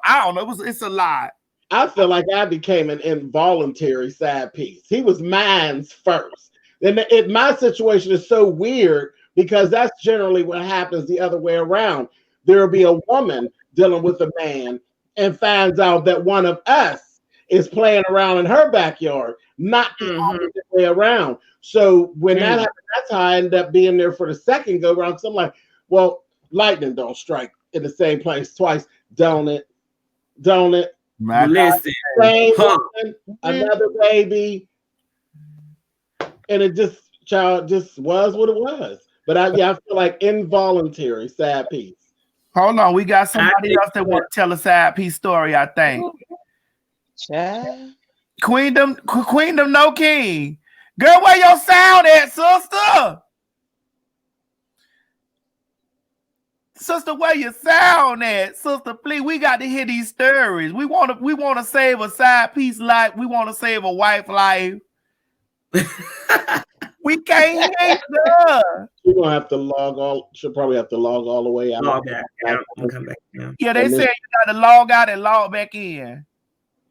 Okay, all right, baby. Well, I'm gonna tell you something, Maddie. Though, so for mine. When I found out, I called him on his job and I was like, so your wife just hit me up and sent me all these messages. And he was like, no, that's my ex-girlfriend, this, that, and the other. So your ex-girlfriend, I thought it was your mama. I said, so when you get home, Lucy, you got some explaining to do because I done gave her the keys to the book. She got the keys, she got the messages. They've been translated in English, Spanish, Italian, whatever she needed. And French, because that's what she speaks natively. So when you get home, she got some stuff to say. They ended up getting a divorce, and he ended up back in my DMs. Hold on, wait a minute. Donna, Lady Boulder said, my brother just said that an entree isn't an entree without the main meat and the side pieces. Got a point. Out of order, but you got a point. I mean, that's how a meal do come. Yeah. A good meal do come with two sides. Right, but it just make me a snack. Indigestion as well. You say it gives you indigestion? Oh boy.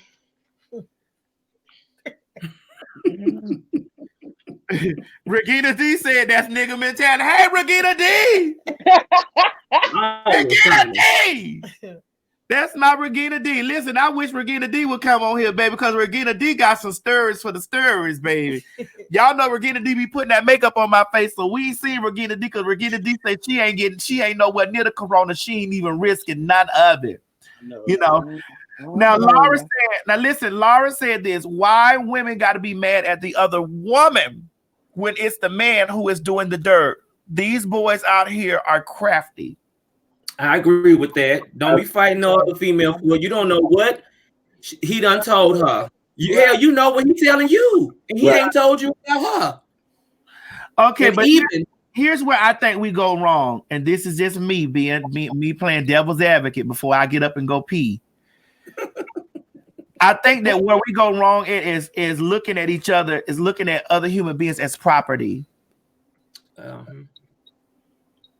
Yeah. He mine, she mine, that's mine. I said it, Maddie. He was mine first. I said it and I meant it. He was mine first. And then she let me know. Marriage, they love each other. Yeah. Queen Libra said, I found out I was a side piece when I was a fiance and accidentally introduced myself to his wife at the prison. We both was going to see him together. These side piece stories is amazing. Hold on, Dion.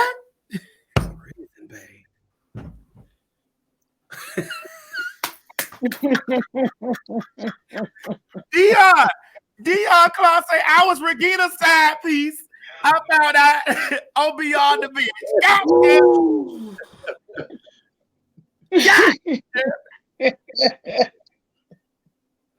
God damn.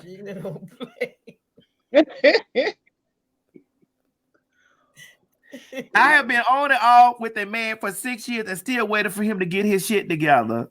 Ooh, Bailey, we got to let it go, Bailey. Trust me, girl, you ain't gonna wait for camera. Listen, Bailey, we got to let it go, Bailey. We got to get on up. We got to lead that there. I want to add Natasha on here because Natasha say, Natasha. Yes. You at least you went on a bit honest and you said that the dick was good, Natasha. You said it was good. You said it was good. Was you willing to go through that? Like continuously. Did you let him go after that? Or how long after that before you let him go? Because I know you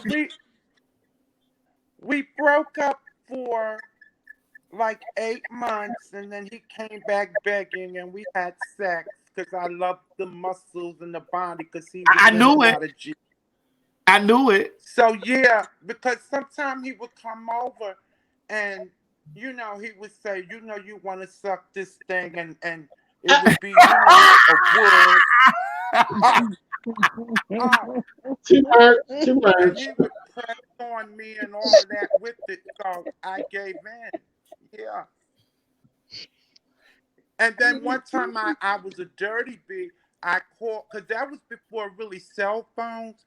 So I called the trans woman and let her hear me giving fellatio. Oh, so you went okay. Wait a minute. Wait.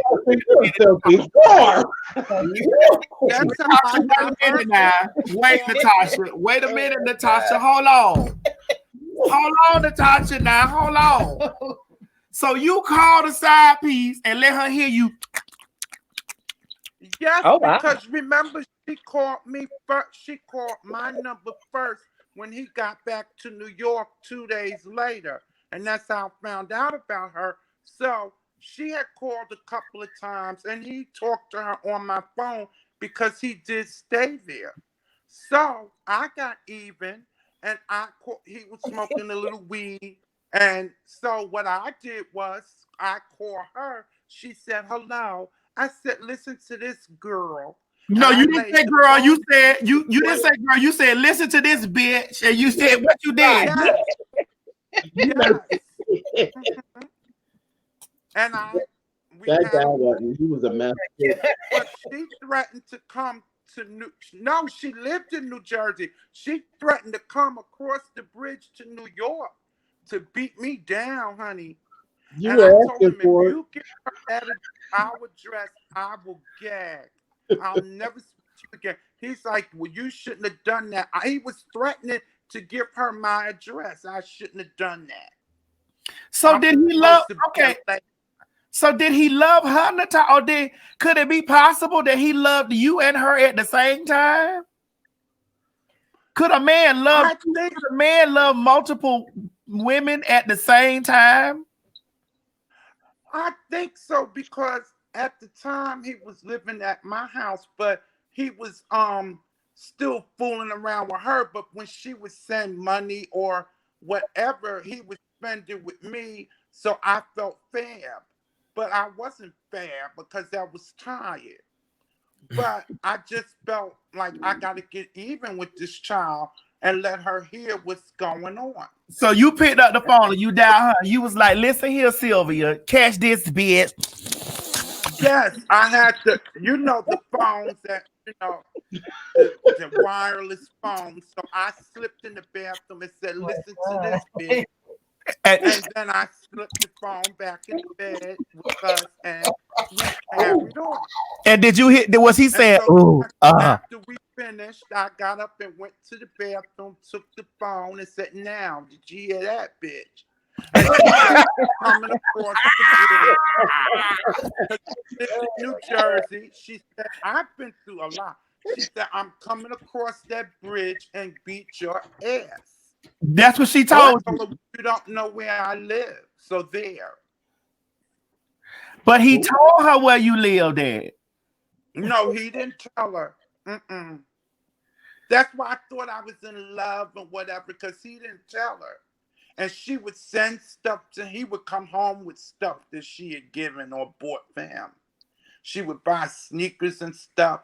And I felt bad because she was buying this stuff. So, but I wasn't, because he was still featuring her and went to her home. He went to her home in Melbourne, Florida, but she lived in New Jersey. This was an older child. Oh, she was older than you. Yeah, this was an older trans girl. So okay, she was older. She was giving him money. He was spending it with you. Yes. And he was living with you. Yes. Natasha, he was playing both of y'all, sister. Yes. Y'all had sponsorship. He was playing both of y'all. Y'all both was the side piece. You know he really had a husband in prison. Ain't he? Because I can guarantee you the story ended. Ain't he back in prison now? He retired. He's not in prison now. This was like 4 years ago. He's not in prison now. This was 4 years ago, girl. And he'll send me pictures talking about, do I miss this, And I'll text back, yes, I do. And so Natasha, you is whooped out of that, girl. Listen, you supposed to charm the snake. You don't supposed to let the snake charm you.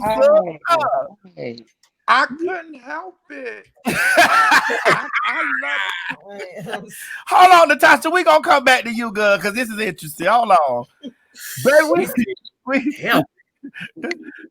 a minute. Queendom, you on now? Hey, man. Hopefully you got it together. Y'all hear me? You got it together? Yes. Hold on, before you talk, I want to say this. Hold on. Naomi said, hi, Maddie. I'm a 28-year-old homosexual, and I played the side piece to a 64-year-old DL man, and I told his whole wife that he had at home that he was sleeping around with me. Oh. Oh. Well, he's 64, girl. And his wife gonna be entitled to all the money, so she probably you probably just done messed up your whole benefit package, girl. That wasn't smart. Wait a minute, Keisha said, Keisha just said, wait, I'm not understanding Naomi because he's 64-year-old, girl. You should have drained him dry, took all his money. He did. It got a wife. Baby, you holding the secret. You should have been well taken care of, Naomi. Come on, Keisha. I know that's right. Baby, Keisha. Come on, Keisha. All right, Miss Keisha. What's the tea? Like, what do you got? Have you been a side piece? Have you ever been? What's the tea? Well, first, I want to say good morning to you and Miss Mary. Good morning, baby. For today. Yes. How are y'all today? Yes. Yes, ma'am. But to start my tea off, so I am in retail management, and I deal with frequent customers all the time. So about 2 years ago, maybe three, I think maybe three. 3 years ago, I met a customer. I was doing some work for his brand, and it just started off like simple conversation. But with me always being on the go, I had to I usually give my customers my number just in case they need to get in contact with me and place an order or something. And so I gave him my number because I traveled, and he would just hit me up and be like, hey, I need this done, I need that done, this and that and the third. I'm like, okay, cool. And I end up moving from one city to a different city. And it was maybe an hour away, hour 15 minutes away. And he would literally come and drive up to my store to come get work done. And then so me being nice and everything, I was like, okay, this man's nice. Didn't know anything. I really didn't get into conversation to figure out who he was or anything because it was just a customer-based thing. So finally, he just hits me up one day. He's like, hey, I'm in town. I don't know if you're at work, but if you're not, would you like to go out for lunch? And I'm just like, shit, okay. It's a free lunch. Bitch, I'll take it. So we go out for lunch, we conversate, and then we just really started to connect. And so over time, we would meet up with each other. He'll come see me, I'll come see him, all this stuff. And then so out of nowhere, he gets in trouble. We were supposed to go to CIAA in North Carolina, and I end up not being able to go because of work. So as he's there, he gets in trouble and he gets arrested. And so I kind of left and lost contact after he got arrested. 2 months down the road, he comes back home and he comes to visit me, and he was like, I really want to be with you. All I could think about was you. I called you a couple times, but you didn't accept my calls. I don't know why you accept my calls. One, sir, I don't accept calls from inmates. I'm sorry, not me. Babe, I need to see you when I need to see you.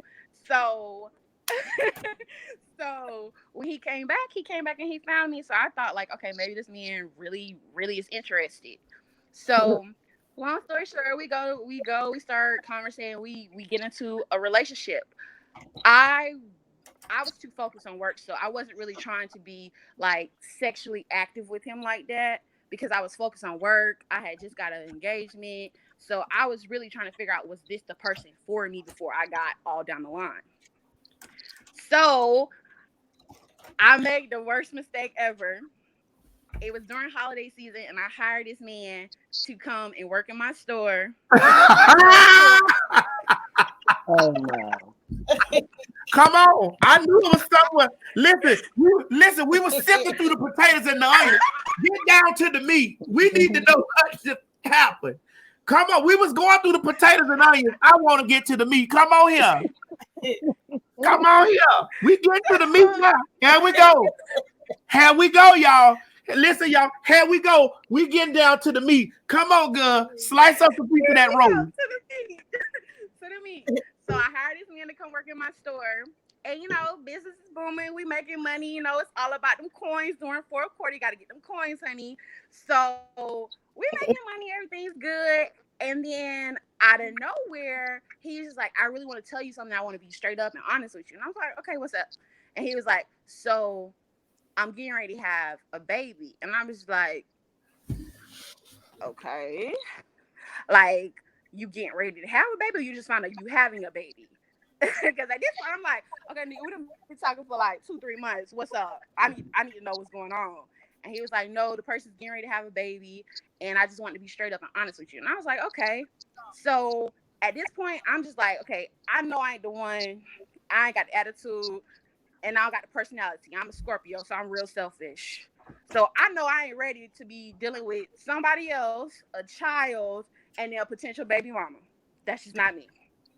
Not me at all. So I kind of stepped back, I trimmed back, and then out of nowhere, he was like, well, when I was away, you were there for me. And he was like, I want you to be the godmother of my child. And I was like, No. Excuse me? No, ma'am. Oh my God. Okay. All right. So was the dick good enough for you to even contemplate on being the godmother? The godmother of his child. And I was like, excuse me? Does your baby mama even know about me? He was like, yeah, I done told her all about you and everything. And so me being me, I'm like, baby, I don't believe this. Then this girl had the nerve to come up to the place of employment, honey. The place of employment. Oh, he didn't get And she was fired. like, well, Right. he told me that you wanted Hold on. to be Hold the on, godmother.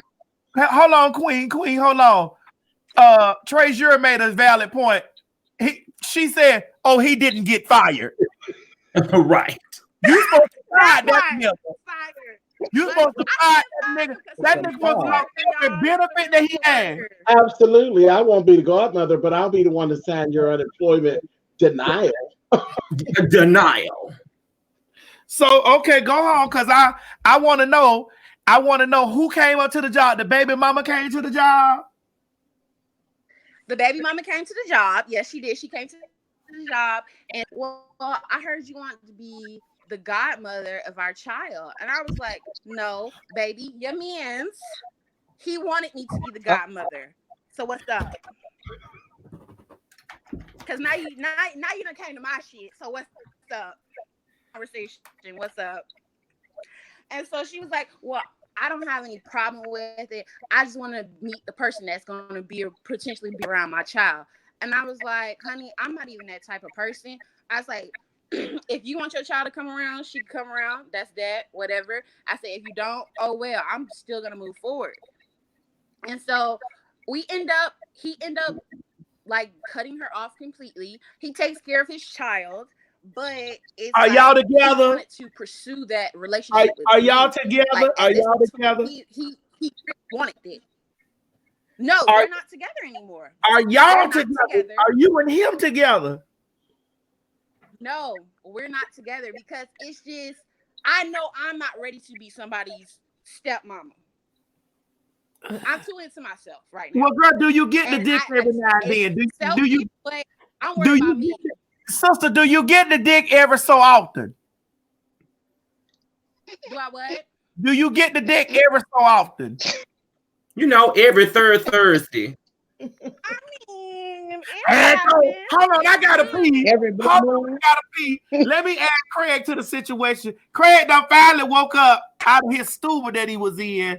Honey, I got to run up here and pee. Craig, look at the damn screen. Where you at, Queen? Here he go on his silent. Girl. This is why I can't. And he go over here silent. Look, oh, I gotta pee. Golly, hold on. I tried to add the whole, and the whole stuff acting up. I gotta pee. Y'all hold the fort down. Hold the fort down. Let me pee. Oh, y'all know the blood pressure been running through you. Girl, she's still getting the dick now. She don't want to tell y'all the truth. It was just a she's still getting a little bit. Well, how long was it before you how long before you all actually separated? This happened maybe 2 years ago because I ended up moving to Atlanta. At the time, we were in Baltimore, where I was from. So I ended up moving from Baltimore to Atlanta, and he ended up going to North Carolina, which was crazy because, North Carolina and Atlanta is close. And so, since I've been in Atlanta for 2 years, he comes and he visits me, and he still wants to have that relationship. But I'm just like, I don't think I'm ready for that. Like, if I want to have to deal with a child, I want the child to be mine. I want the child to be mine because you basically accepted their mama would say certain stuff, and I'm not that type of person. I'm not gonna go back and forth with you and your child on what's going on in your life, and your child not gonna disrespect me. I'm not gonna disrespect your child, and that's just nothing I don't want to deal with. So, we got really close. He was like one of my best friends. You start off as my customer, I'll let you come and work at my job, and you built the business. You never tried to be spiteful or vindictive and try to help me lose my job or anything like that. And then that's one thing you got to be careful about when you start hiring people that you know, because they will do stuff to bring you down. And the one thing I can say about this man is like he kept it real with me the whole way. Like even when I had some employees that tried to like throw me under the bus and try to get me fired, he stood his ground and he was like, nah, she do this right, she do that right type stuff. And so like I'm thankful for that person in my life, but I'm at the point where I just rather be your friend, your best friend, be there for each other versus try to get into something that we're not ready for. So she just said, listen, no kids. Yeah. So let me ask you. So you at times you are around the baby, like at times. Do you have a relationship? Yeah. You do have a relationship with the baby. So I kind of understand why he asked you to be the baby godmother. I understand when and it's solely from listening to you and what you're saying of your involvement with him and the mother, and so and also you and the baby's mama y'all are good now. Yeah, like we never had any problems or anything. Okay. And I respect her for coming to me as a woman because she could have did all other kind of things. Like she could have been the reason why we both could have lost our job. Okay. So I am happy that she did come to me as a woman and she wasn't like spiteful or vindictive or anything like that. But it was just too much because what if it became a problem? And so I was like, I think that's what he was trying to be. He was trying to give you the godmother role because see, a stepmothers really don't have no role unless the mother's not involved. A stepmother don't have no say in the baby's life unless the mother is not involved. Now, the godmother will have input for birthday parties and this thing, that thing, and the other. He was out of order. He played his part. He played his part. He knew you and he knew her. And that's why he proceeded the way that he proceeded with you all, that you two would even entertain what he was talking about. Because there are other women that would have chopped. Oh yeah, he calculated, honey. He was calculative. Oh, baby, he was all in it. He had it going on. Oh yeah, around something that isn't even done yet. And he was planning and mapping it out. You just didn't go down to the baptism, but you the godmother, babe. You just didn't sign the papers. That's all. But you sound like you care about the baby. You care about him. Y'all one big old happy family. I mean, it is what it is, girl. At this point, you ain't fired the nigga. You don't owe nobody nothing. That's it. He's just on furlough right now. That's all. He on furlough. You ain't fired the nigga, so I mean he's still there. So you ain't fired him. So he got a place in the space and time. So okay. Just clean it up. That's it. All right. Well, Miss Queen, thank you for coming on telling this. And we over here deliberating over the situation, honey. We love you and we wish you the best. I know. We back up and running out of Corona. I gotta come and see you. You must. Oh, so you in Georgia? Yes, ma'am. Yes. You and she should go past my. They don't close it. Listen, so you in Georgia, so I may know this man. Well, he in North Carolina, right? Or South Carolina now.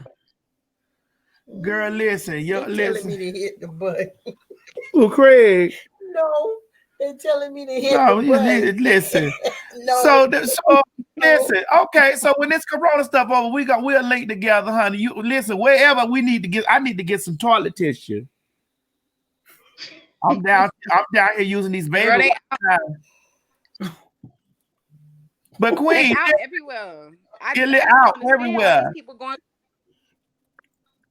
Listen, get that baby. Listen, after the corona, get that baby some baby masks so the baby don't be affected by the corona. You going to be the baby godmama. You still the man boss. Now, damn. If you could be the man boss, gonna be his baby godmama. I'm telling you, good dick can have you falling out. That's what they say. I ain't never seen no dick that good. Now. All right. Oh, you all right, Miss Queen. Love you, baby. Miss Mary say that she ain't never seen no dick that good to have her falling out. And she reared back in the chair. Miss Mary said, I ain't doing it. And it don't always be about the dick when women got children. It be they're looking at that's a security to help them with their children. And you try to hang in there for a while. It ain't all about good dick. It's about making sure you're able to take care of your children. You looking at it like a business perspective. I'm not trying to liquidate all these assets right now. But I get it. I get it. But see, the thing about it is, here's the thing. Like I was trying to say earlier, a lot of times ladies usually only been with one man,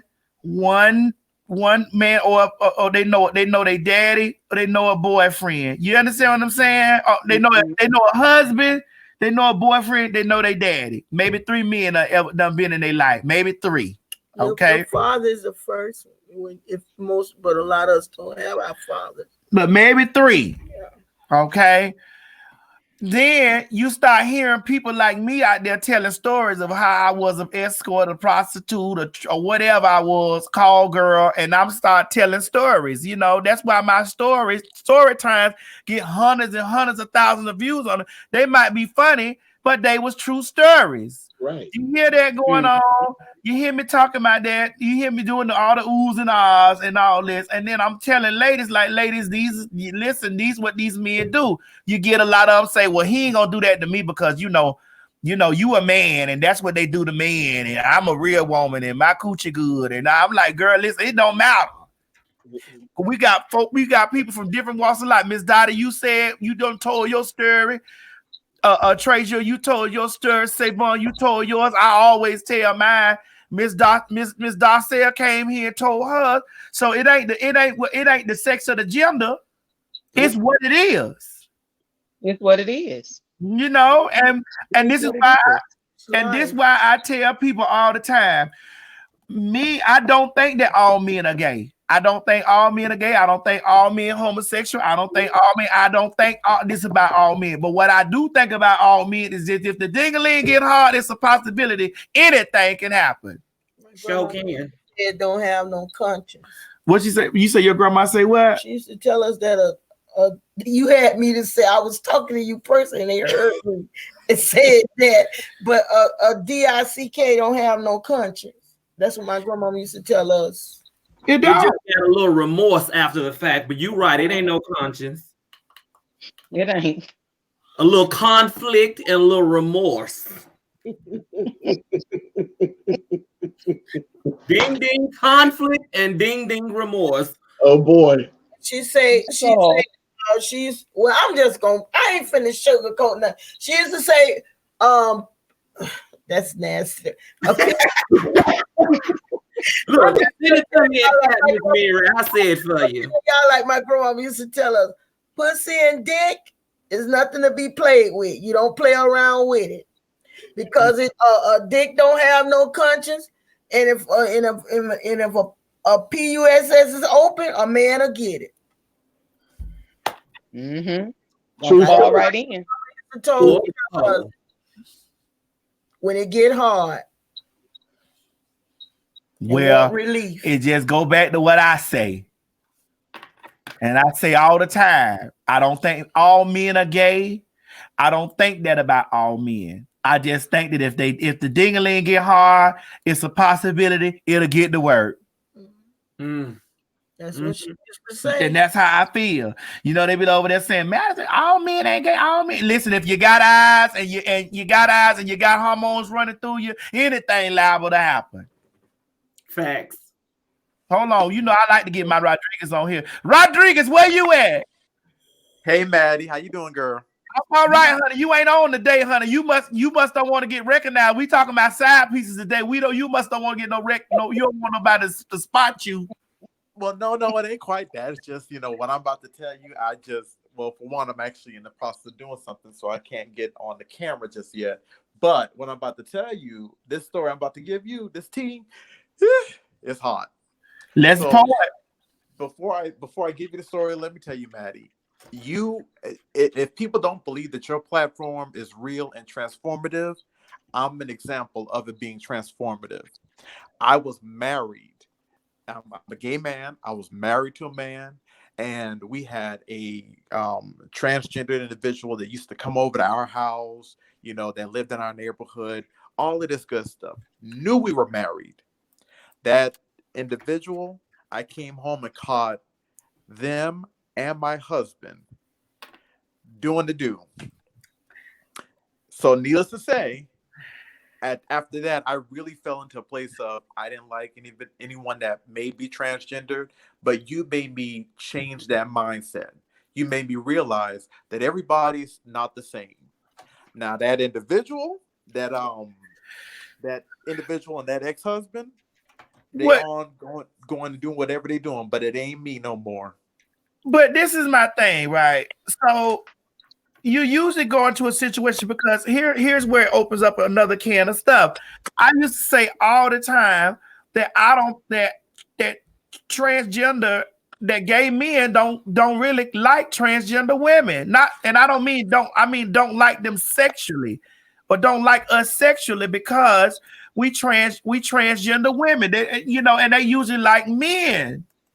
And honestly, Maddie, that was the reason why this individual always hanging out at my house. I never thought anything of it because I'm a whole man and he's a whole man. So I'm not thinking, why would I be competing?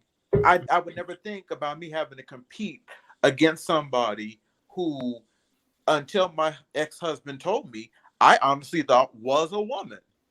So you mean to tell me now I got to compete against you? But that's the thing. It wasn't about me having to compete against them. It's just like how you say, if a dick get hard or a pussy get wet, it ain't got no conscience. And that seems to be the situation there. You was married to a whole man that didn't look nothing like what you was out there cheating with, but you cheated. So that tells me it's not about what you see. It's just the fact that your ding got hard. That's what my grandmama said. Excuse my hairy armpits, but this is why when I be out there talking to people and I talk about how my confidence level is set up, I learned to have the confidence that I got because of men. I used to be the ugliest thing on the corner. I used to be you was never the ugliest thing on the corner. I know, but just the way I felt, like looking around me, I was the ugliest thing on the corner. I wasn't all the way deep in my transition and this and the other. But when I used to see them beautiful things, used to have to move every 30 days or every 90 days. They had to get a new apartment. You get what I'm saying? Or and the same nigga that was talking to them was talking to me. And when I see people talking about fat chicks and how fat chicks this and then they catch that nigga with a fat chick, it's like, dog, your confidence level got to be this way in a space, because you can't. I don't see no living human being. I don't see no other woman. I don't see no other man. I don't see no other trans woman. I don't see it, because at the end of the day, when it comes down to attraction, you don't know what a person is looking at that's attracted. You have no idea what a person is, when they're attracted to whatever it is they're attracted to. You don't know. Just like this situation. Like Craig, turn that thing down. Just like last night, y'all watched the show. Craig walked in that room, and that boy G came in there, and G came in there and said he came in there specifically for Craig. Oh, did. G walked in the room. Oh, yeah. Specifically for Craig. Sometimes a man could spot a paymaster. You get what I'm saying? And listen, DJ thinkers, thought leaders, progressives, and dreamers. Listen, I'm just waking up. Okay. Well, Craig, hey boy, hey. Hey boy, hey. Now listen, I'm gonna need a little moment to tell my story like Queendom told her story. Because you always tell people that I stole that lady's wife while she was fighting over in Iraq. And I wrote a whole book about it. There she go, y'all. This I had to put her at the end. I had to put this hoe to the end because here she go. She coming here. Listen, listen. This is the second cookbook. This is volume 2. But what happened was I was promoting my first book, and I told part of the story the other day we were talking. It was on Blackgate Chat, and my profile was the opening of the first book. And he started reading it. He messaged me and was like, "Oh, I'm reading your story." Come to find out, when we started talking, he was just in the first year of his first marriage. He was only 11 months in. He had been in a 10-year relationship with a man before he met the wife. So when he and the wife were engaged, it was his fiance, he was still fucking men. He was still getting fucked. He was still dating men. He was working abroad on a military base. He didn't work for the military. He was a contractor, and he worked on a military base. He was in Iraq. He was in Afghanistan, all those places. His wife was back in the States. She was living back in the States, but he was just carrying on, right? They get married. He meets me and loses his mind. No. Okay, no. But we met on this chat line. Listen, I lose my mind too the way you eat booty. He meets me on this chat line. I'm promoting the first book, and we start talking every single day on Skype because they're 8 hours ahead in Dubai. So it was nighttime there. It was morning time for me. By the time the day went on, it was time for him to go to bed. It was time for me to get up. So this went on for 6 months straight. He ended up flying to the States. I was living back home in Maryland at the time. He flew home. He came home for a 2-week vacation. He went back to Texas where they were living at the time. In the book, I said they were living in Florida because I was trying to, switch it up. He went to Florida. He had her thinking that he had to go back to the Middle East. Well, in actuality, he flew to Maryland 3 days early. We hung out in DC. He had never spent time in DC. We hung out in DC. And then I flew back to Dubai with him. And he bought the flight. He did everything. He took care of everything. And I was there for a week. And it was in Dubai. We were walking on the beach. And he said to me, because the thing was, because there is a different perspective. What I will tell you is all men that are quote unquote DL are not really, it's not always about deception. Some of them are really caught up in these complicated relationships because they're trying to satisfy their family. Because he had come out when he was 18. His entire family knew he was gay, but they participated in this lie. They participated in the marriage. His sisters were the bridesmaids, like some of his best friends who were gay were in the wedding. Everybody knew this quote unquote quote secret except the woman.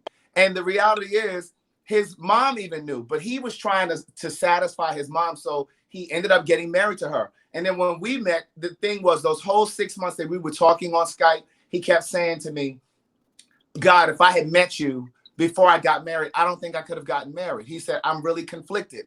And he said, I really feel like I made a mistake. But at that point, he didn't know how to turn the wheels backwards. And so here we are 6 months in, walking on the beach in Dubai. And he kept saying to me, if this connection is the same when we meet in person, I'm going to tell her. We're in Dubai. He said to me, I have to tell her. So then it became this complicated thing between us when he was going to tell her. And I had parameters. I said, listen, I don't have to know her to respect her. And just because I don't know her doesn't mean I can't respect her. I said, so you have to tell her by this particular day. Because at this point, we have been talking online for 6 months, every single day on Skype.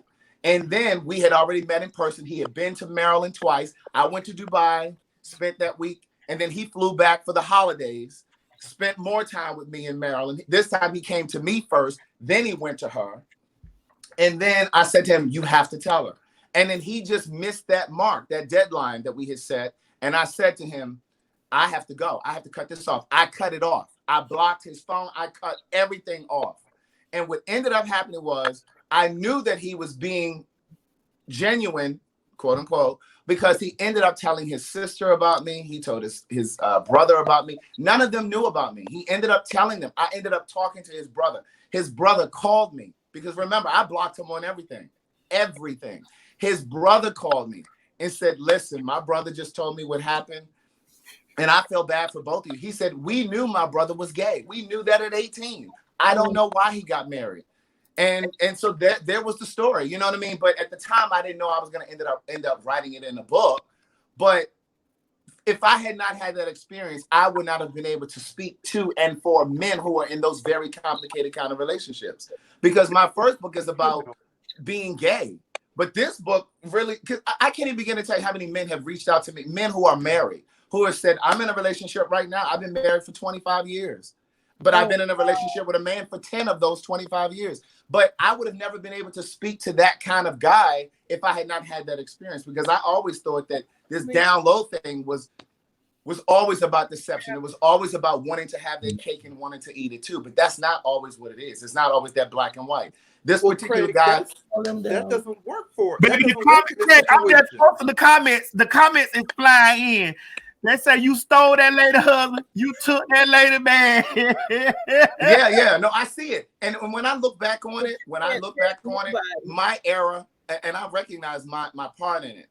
I should have said to him, when he said to me, I'm conflicted, I should have said to him, you know what? You get out of that marriage and then you come talk to me. But that's where it became the selfish thing, because it was a thing where he was like, well, no, I need to make sure that you and I are going to work first. And I said, no, you shouldn't leave the marriage based on whether or not you and I work. You should leave based on your peace of mind, because that's not what you want. Well, I'm still trying to figure out how in the world, Craig, you end up dealing with somebody who their family knew he was gay before he got married. So wait, let me see if I understand this right. They stood up there while they knew that he was a whole. Is this the man? Is this the man down here, Craig? No.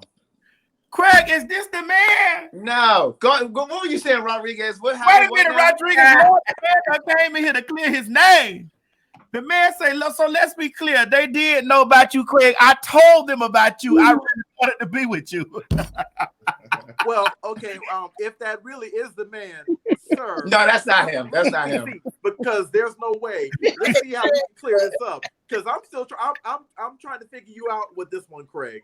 I don't see how that would your situation would fall into the DL category, because you was dealing with somebody who they knew was gay, who stood. But she didn't know. The wife didn't know. The wife didn't know, but the whole family knew. I'm like, wait, if I was in your shoes, I'm sorry, Craig, but if I was in your shoes, the second that he told me that my whole family knew before I got married, I would have pulled that abort button and gone out of there, because there's no way. Remember, when I first started chatting with him, I was just simply on Black Gay Chat promoting my book. I didn't think that it was going to result in all of this. And then when it became a thing where we were talking every single day on Skype, yes, I should have pulled the brakes at that point and be like, you know what? You need to fix that, get out of that marriage, and then come talk to me. But that's not what happened. But what I will tell you is, his family participated in this whole thing, and that speaks to the Black family wanting to create this narrative that sexuality is just a choice. Oh, just decide to be with a woman, just be with her, you know. And they wanted to believe so desperately that he was cured or he had been delivered, Donnie McClurkin and all these other people, that they went along with it. Message. But you know, I say all of the time, sexuality is instinctive. It's how we're wired. It's not a choice. It's not a decision. Nobody wakes up and decides, oh, I'm going to be gay. Now, people do wake up and decide to live their truth, but nobody wakes up and decides, oh, I'm gay. I'm going to be gay. Yeah. So, Craig, some people do. Some people do wake up and say they decide they want to be gay because it's no. I disagree. People wake up and decide that they're going to live their truth, but nobody wakes up and decides that they're going to be gay. So, Craig, you're not going to address this man down here saying, so let's be clear. They did know about you, Craig. I told you. I don't know who that is. I don't know who that is.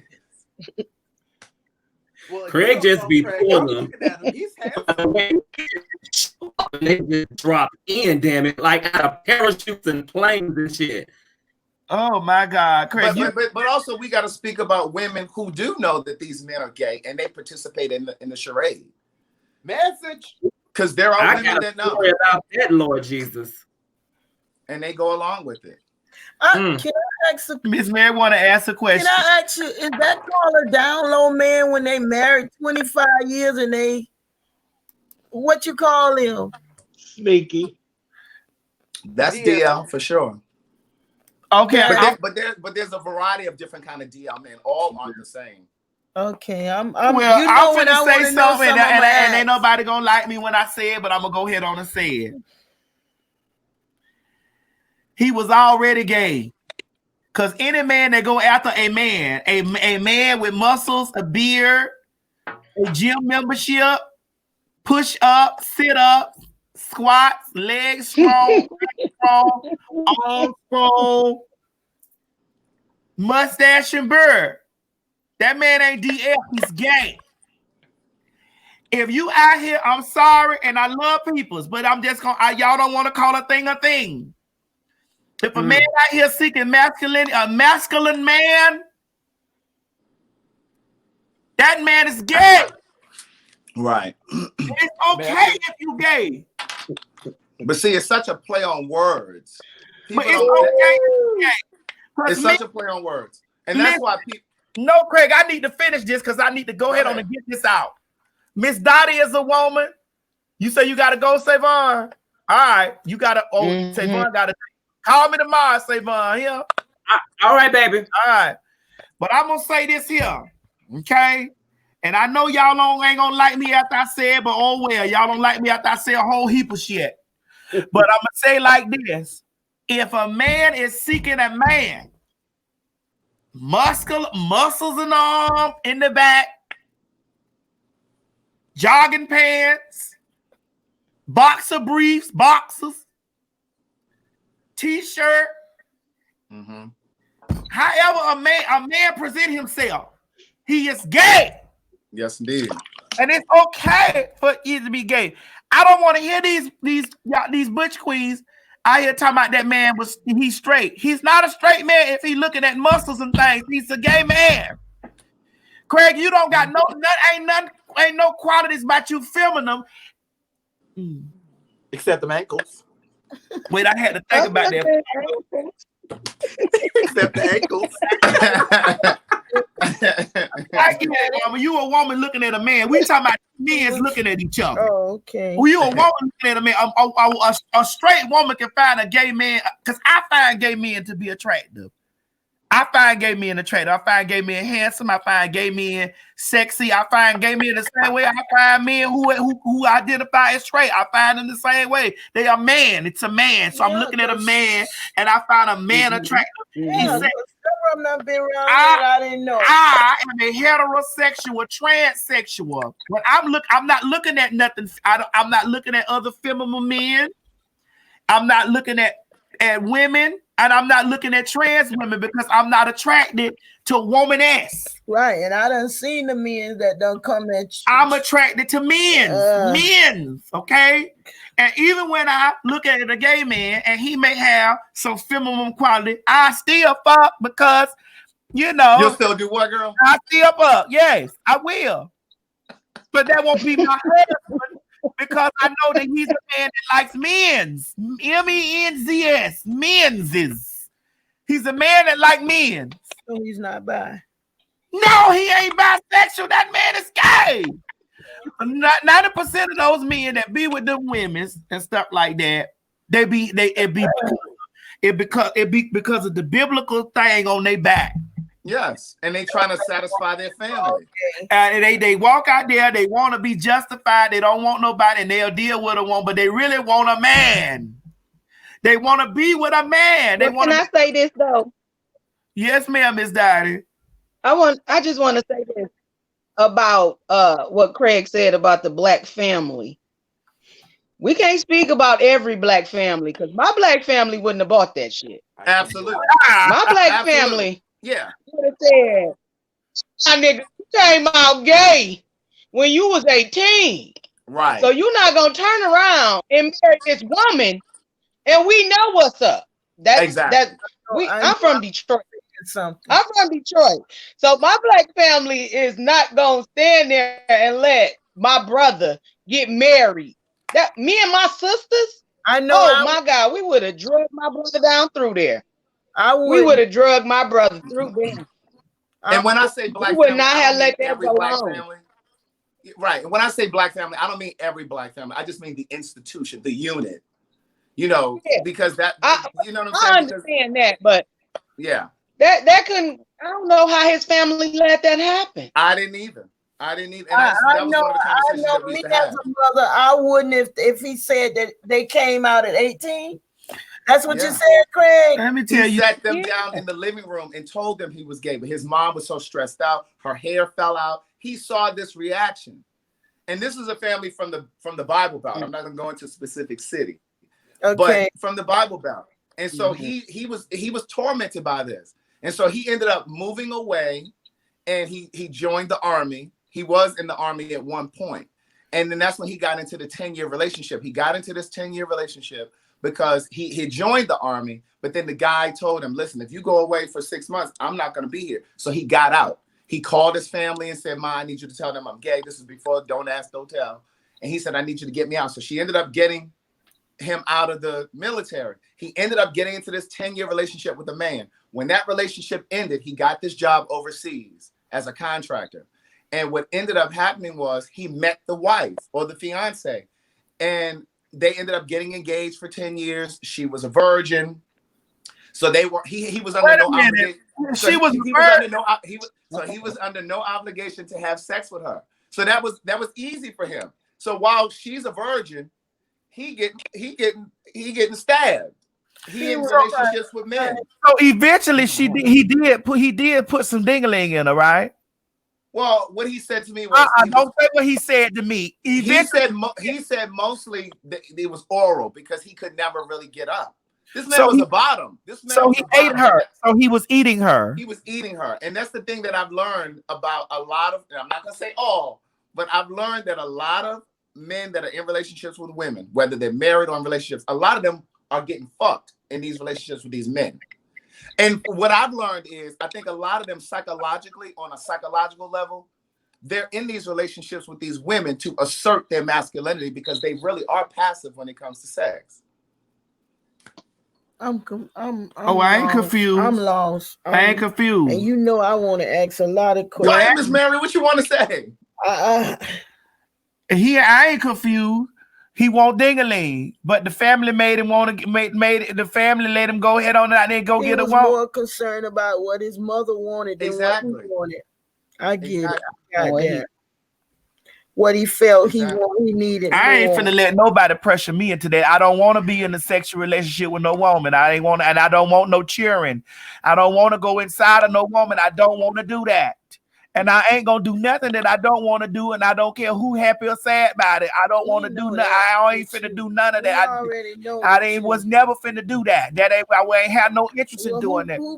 You didn't. No, you did not. I didn't learn. When I learned what I learned, it was when you was baby, I was already 18, in the 19, midst. You was already. I was already in the midst of the situation. I was in the midst of it all. I was not finna do any of the things. Talk with me about that. No. But I found out the wrong way in the heart. But at the end of the day, we done found out, and I'm just saying it to it in an open space. Don't you be out there. Don't people. If you watching this video and you ain't subscribed, subscribe. And if you ain't subscribing, okay, learn something from this. Learn something from this. Don't be out there. If you young or if you contemplating on it, do not let your family pressure you. If you's a homosexual, go on and be your homosexual. You ain't got to answer to nobody but to God for that. And it surprises me how many grown men live their lives for their family. Don't you get that goes for women too. Don't you be out there with this stuff in your mouth, effing up your life, going through your life in a miserable state, and then somewhere at the end, getting to a ledge and having to jump, messing up somebody else's life, giving these people 137 kids when you know you want 137 kids in your butt. Don't be out here messing up your life like that. But Maddie, it just ain't the family that's causing it. Sometimes it's we in the community also doing that.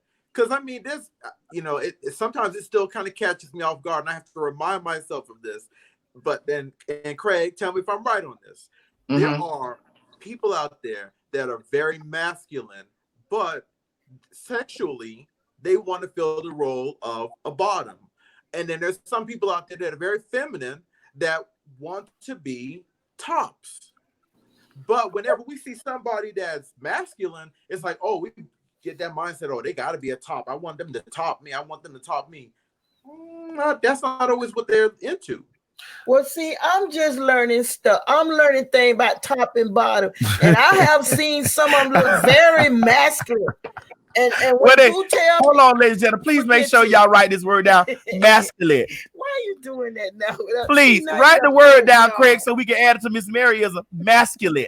Now, how is it spelled? With an E-N-T or I-N-T? We're going to spell it the way it's spelled. Me off what I was trying to no, my mama Miss Mary, you say you learned about tops and bottoms, and you see men that are very masculine and what? Yes, and Boo would be telling. I say, okay, there have been when I done been around Boo, and I done seen some of them, and they got the gold.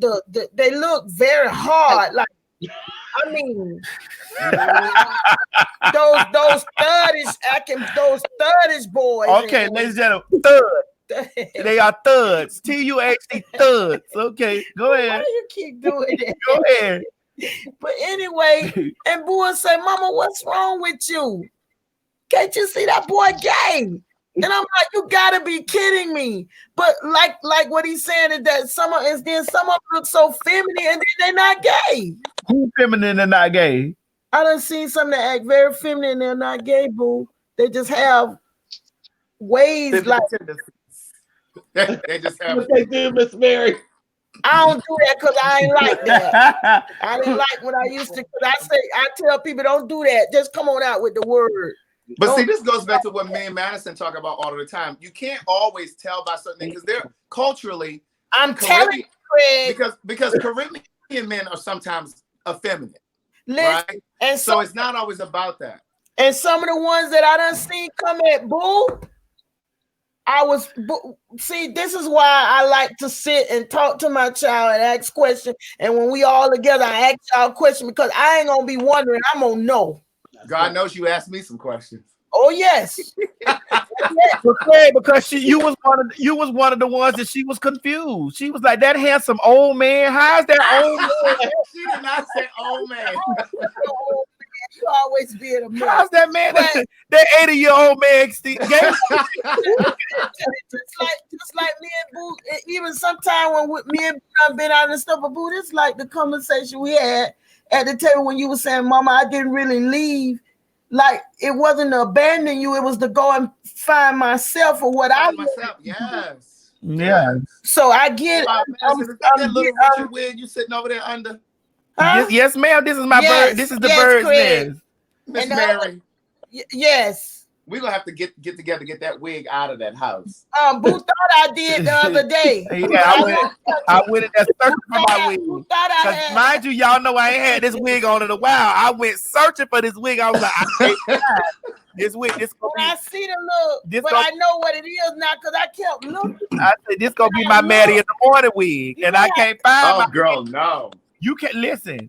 I can easily get up and throw this hair on and give Dagger Bagger. But listen, I'm not trying to be funny.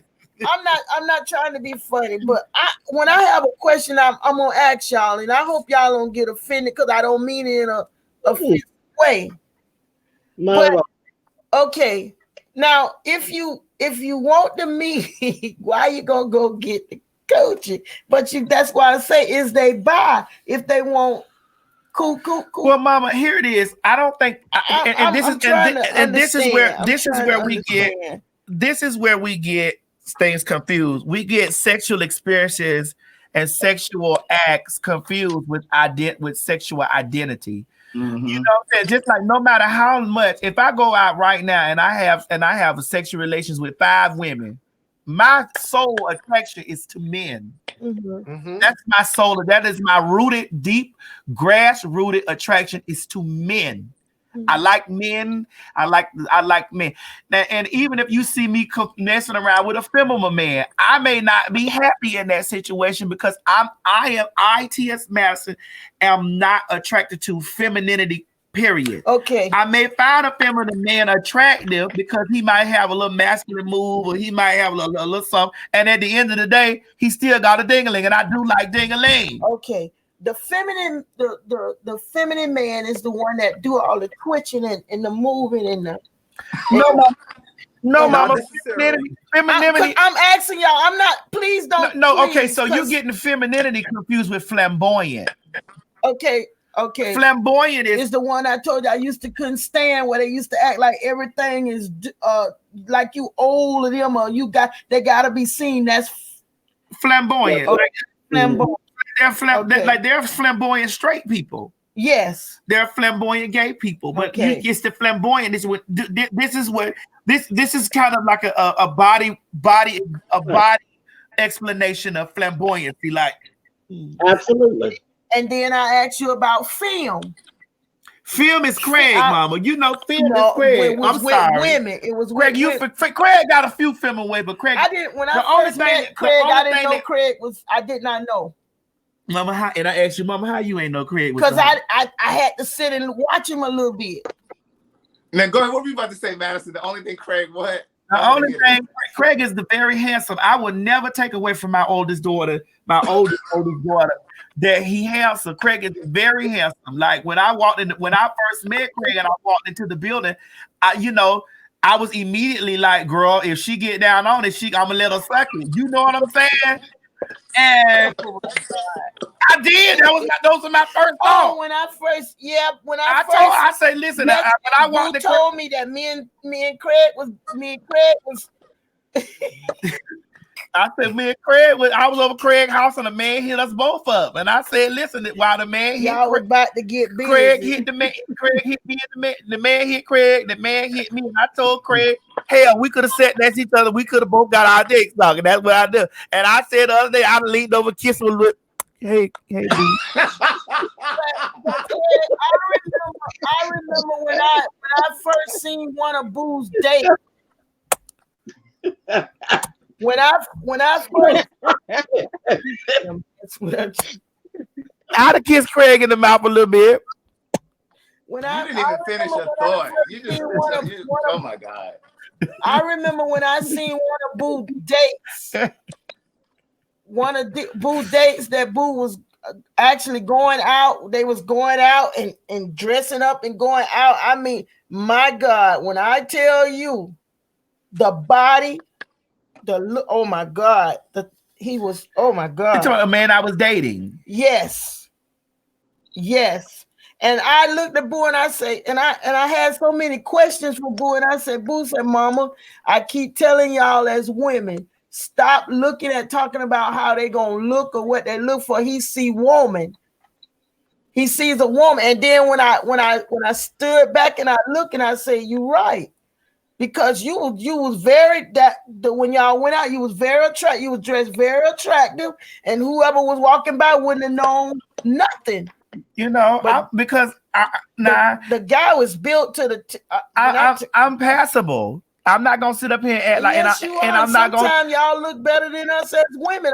I hate to say that, but it's the truth. I mean, Mama, it's the truth. But we learn how to be women from women, right? So that's just what it is. I didn't know you was watching me because I never went out the door all kind of way. Yeah, but we carry myself correct and all kind of way. I didn't know you was watching me. And we learn how to be women from women. So women are the blueprint. So there's no competition in this situation, and I'm not competing with nobody, no trans, no man, no woman, no nothing. I go out and get what belongs to me. And my thing is when I am passable, and like if people do try to be like, oh, that's my shoulders big, you look like a man, you this. But I'm like, girl, some big women. There's some women you done. There's some women you done been around. When I ask you, you tell me, Mama, what's wrong with you? That's a real woman. I say, you got to be kidding me. That one look trans.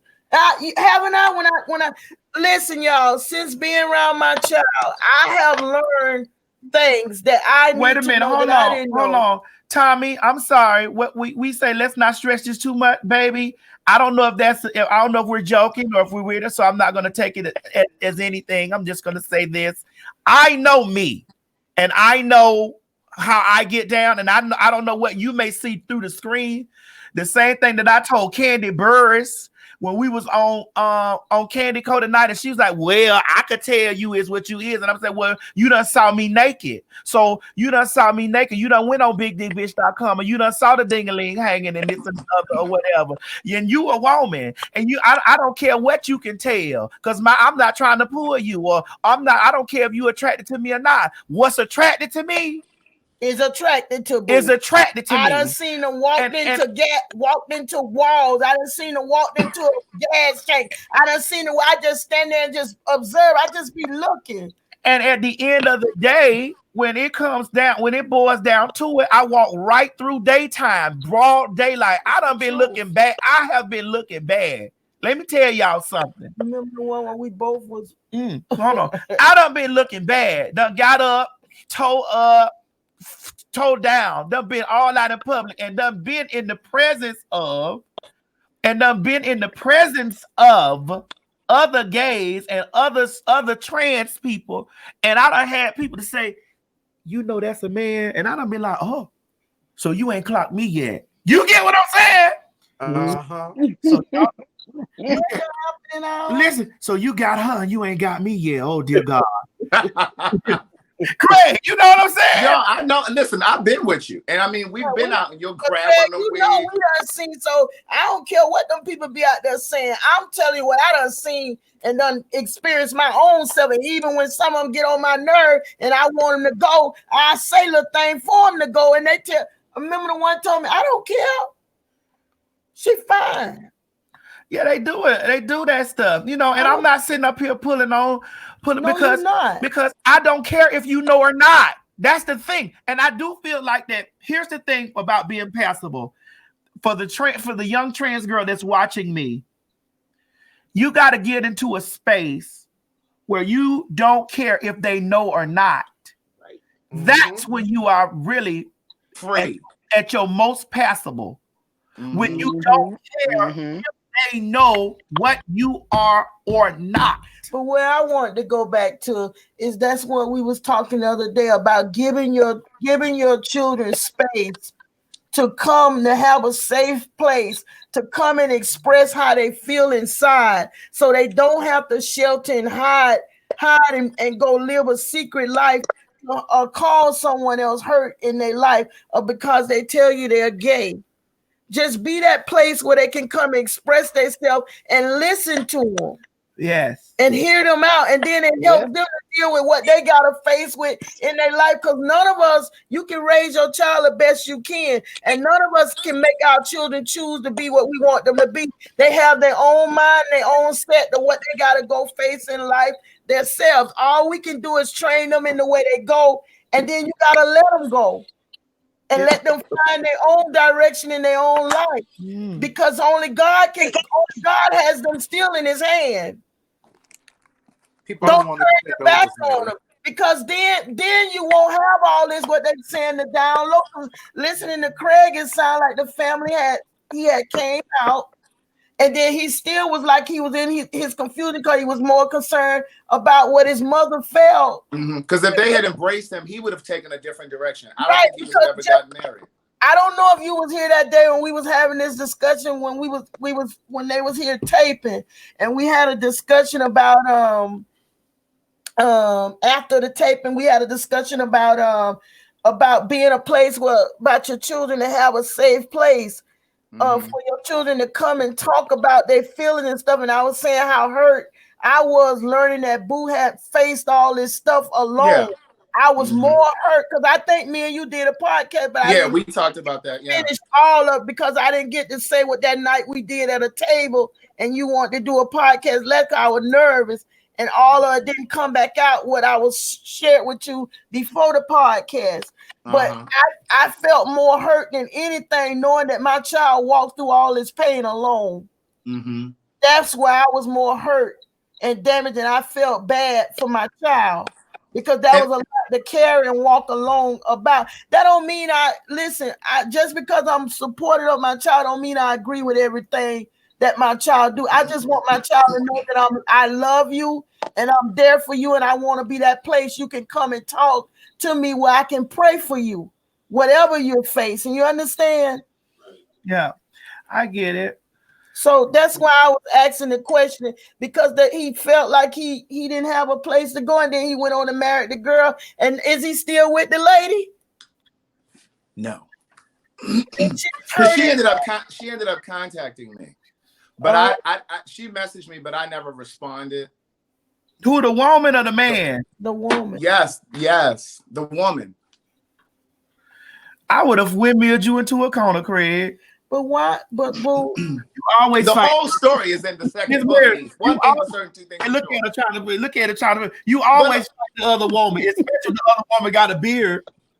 But you know what? I wanted to say something. Miss Mary said something really important earlier, and you were saying that oftentimes people, when they're LGBTQ, they go through this isolation period where they're by themselves and they separate themselves from their family because they're trying to find themselves. Right. That is so true. Abandoned. I felt Boo abandoned me and Boo, and when we had this, and Boo said, "Mama, I never known you felt that way. I just was going about to find who I was and what I needed to do for me. It wasn't nothing about you. I didn't know I made you feel abandoned." But that's what I felt, because me and my children had a relationship. I had a relationship that I'm always talking to my children. Even people that come and told me, when the nasty people who I guess they jealous of what I used to say, if you were so close to your children, how come you didn't know your child was gay? But when but what I was gonna say too, Miss Mary, was I went through an isolation period, and a lot of us go through this isolation period. Like, I went through this period where I was separating myself from my family and from my straight life, from like my straight friends and people that I went to school with, because I was trying to find this new me. That's what I went through this period where I was going to the clubs by myself. Like, again, I'm from Baltimore, so I was driving over to DC, and I didn't do any of this stuff until I was in college, and I never went to any gay clubs like in Virginia. I went to Hampton. I never went to any gay clubs down there, because I was afraid of running into somebody from school. So I would wait until I was, in Maryland for the weekend or for Christmas break, and I would drive over to DC. But it was this period where you're just trying to find, because you don't think you can share this with anybody. Right. And so I was going to the club at 3-4 o'clock in the morning, driving back home. And when I tell you, there were so many times that I used to think, what would happen if something happened to me on this highway? Like, how would I explain this away? How would I explain why I was in DC at 4 o'clock in the morning? Yeah, well, that's how I just found out a little more things as we were sitting discussing, me, Chi, Oliver, and Boo, and we found out a little more stuff, because we talked about, we didn't really talk about a lot of things. Like I told Boo, there was a time when Boo shared after me finding out about Boo. There was a time that was in Darlene's room. I don't know if you remember me, Darlene, and you. Mm-hmm. And you was crying, and we all was in the room crying, and that's when I felt my child heart. And I get full. I hope I can hold back my tears, because it's still touching to me. And then I looked, and I had to step out of myself and say, "Oh my God, look what my child faced all by himself, to face all this pain and stuff, and trying to hide it from me and the family." My God, that's a lot to carry on one person. So what when you don't feel like you have that support from your family, and you're going through this isolation period, that's how a lot of times these young gays end up on these sex hotlines and shit with these old men, because they looking for that love that they didn't get from their family. Right. Some done shared with me about even they done got raped and stuff, where their family have thrown them out. They didn't feel they had no place to go, and they went into, and that's when y'all was explaining to me about, when I say, well, why these the gay people over here act like this, and these over here act like this, and y'all explain that to me too, because they be raised by other gay parents, right?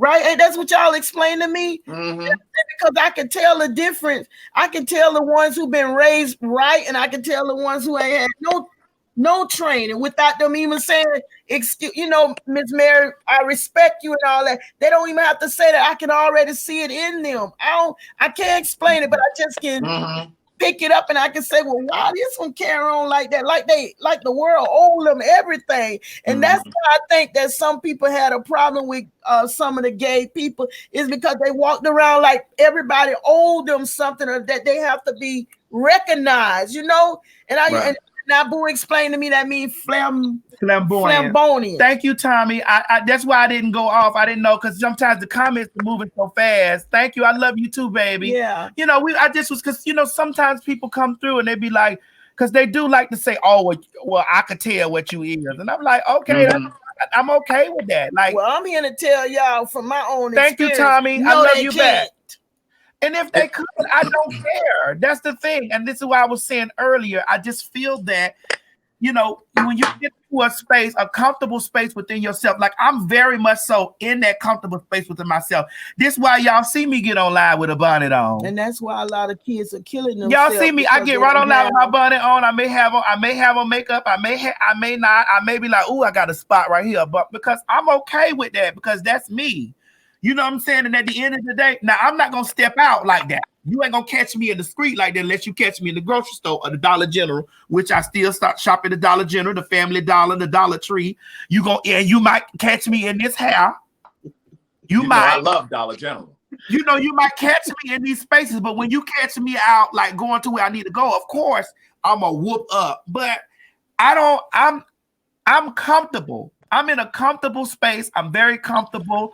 I'm all right. The only thing that I want more of, I want more. What does this mean? This I don't know, Mama. I'm comfortable. The only thing I want more of is I want more in my career. I want more for my family. I want more. You know what I'm saying? Like I want to grow more. I want to evolve more. I want to evolve until the day that I evolve right off the earth. That's what I want to do. And I'm comfortable. And like you can't insult me by saying I'm unattractive, because that don't insult me. Or you can't insult me by saying, oh, well, you fat. That don't insult me. You can't insult me by saying, oh, I can tell what you. That's not, because people like to use those as what do you call them, Craig? Pejoratives. They like to use that, and they like to come at trans people, trans women, and trans men and say, oh, I could tell, because they know that the biggest part in our transition is wanting to blend or wanting to be passable. So they come at those places like, oh, you look like a nigga anyway. And I'm like, girl, you don't believe that. Because I go right to your family reunion and bring a pot of potato salad and they all eat it. Well, hey, Shirley, we want the potato salad. You walk in right into my church service, our family gathering, and they were like, who is that? The men. Yeah, the men, the women's, everybody. You get what I'm saying? But at the end of the day, I'm comfortable. You ain't gonna have to be over there asking if I'm a man or not. I'm gonna come in there and tell you, hey y'all, I'm the TS. How you doing? That's why. Hello. That's why if something had happened to you, nobody could have told me that you tried to fool anybody, because I know you have been open and honest about everything about your life. And I told you a little bit too much. I feel you tell too much on this. Me and you go at it. Babe, I'm walking in with the potato salad. I'm walking in with the potato salad, the baked beans. Hey, y'all, it's me. I'm your auntie TS. Now, whatever you heard about me, it might be true, but ask me and I'll tell you. Miss Mary, honestly, I think that it's a very good thing that Maddie tells everybody everything, because you know what?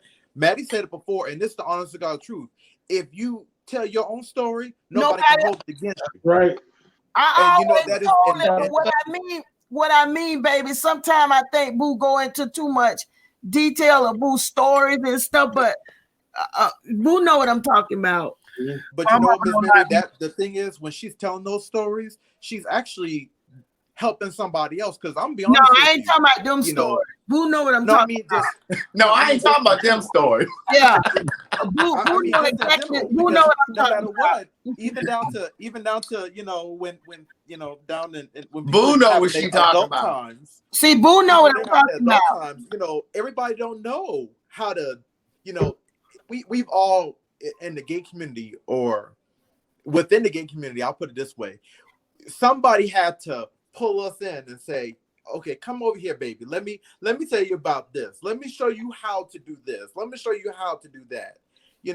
A lot of times people don't come into the gay community knowing all of this stuff. Right. So, I know I didn't, baby. And not only that, what I see in y'all community that I have a problem with, how come y'all can't even get along and you expect other people to learn to accept My y'all. mother says Y'all the same thing, Miss Lynn. get I mean, along. Miss Mary. When y'all see y'all are bickering or finding stuff to tear one another down. It's the same way out in the straight community, but you all have been through so much yourselves. Why do you turn around and tear one another down? I don't get it. My mother says the same thing. And I'm going to tell you what I think it is. I think it's internalized homophobia. We sometimes look at each other and hate what straight people hated about us, whether it's femininity or all that extraness, that flamboyance. Sometimes we look at each other and it's our own internalized homophobia. That flamboyant stuff, I couldn't stand it because they used to be very loud. They wanted everybody to see them, and they felt like you had to get them the attention. And I used to tell Boo, I said, Boo, why they gotta act like that? Hey, okay, I get it. After learning, because like I said, I wasn't around a lot of people that was gay. I really have been exposed a lot more with being around with my child. And I'm so, you know what? I'm so glad that I didn't shelter myself away from it because I have learned so much. And it helps me look at things a lot differently than what, you read something in the Bible. You read the word. I believe every word in that Bible. But there's a lot of questions I have too. And then when I sit and I talk to the people who are actually living through this, it gives you another insight on things a little different. Ms. Mary. And then it also shows me how to pray differently for them than the way you've been taught to tell you what to do with them. Everybody, please drop down there and put hashtag flamboyant. Ms. Mary. I need that to be a hashtag flamboyant. I'm sorry, baby. I'm not waiting. I was going to tell you that so when you asked the question about the bickering inside the gay community, whenever I meet new gay people or gay people in general, I bring them into 3 categories. You got kings, queens, and kids. Your kings and your queens, they're not trying to fight against anybody in the gay community. They're all about sticking up for everybody. Those kings and queens know that at the end of the day, we got. That's what I was saying, baby. That's what I was telling Boo. I seen the different. Then I see this one over here, and most of them. Okay, some of the ones I done seen, they all about. Oh my look, I look like a woman, and I be like, Boo, but your looks is more to you than just your looks. Mm-hmm. And those are the kids. The kids are the ones that are coming out. They got to be seen. They think that they're better than the next one or whatever the case is. A king and a queen will sit on their throne and won't give a care. And I'm trying to clean up my words because I out of respect. But a king and a queen will not care. Listen, what I told you, this is Boo's show. I'm just sitting here, just sitting by Boo. Y'all still carry on just like y'all carry on because I told you, I can tell the ones who are respectful and the ones who are disrespectful. Mama, all these people hashtagging your new word, flamboyant. What? I didn't say that, did I? Yes, you did. What is the word? Craig, what is the word? Don't trust Boo, because Boo always. Oh no, you eat. Flamboyant. Flamboyant. Flamboyant. That's what they down here. Flamboyant.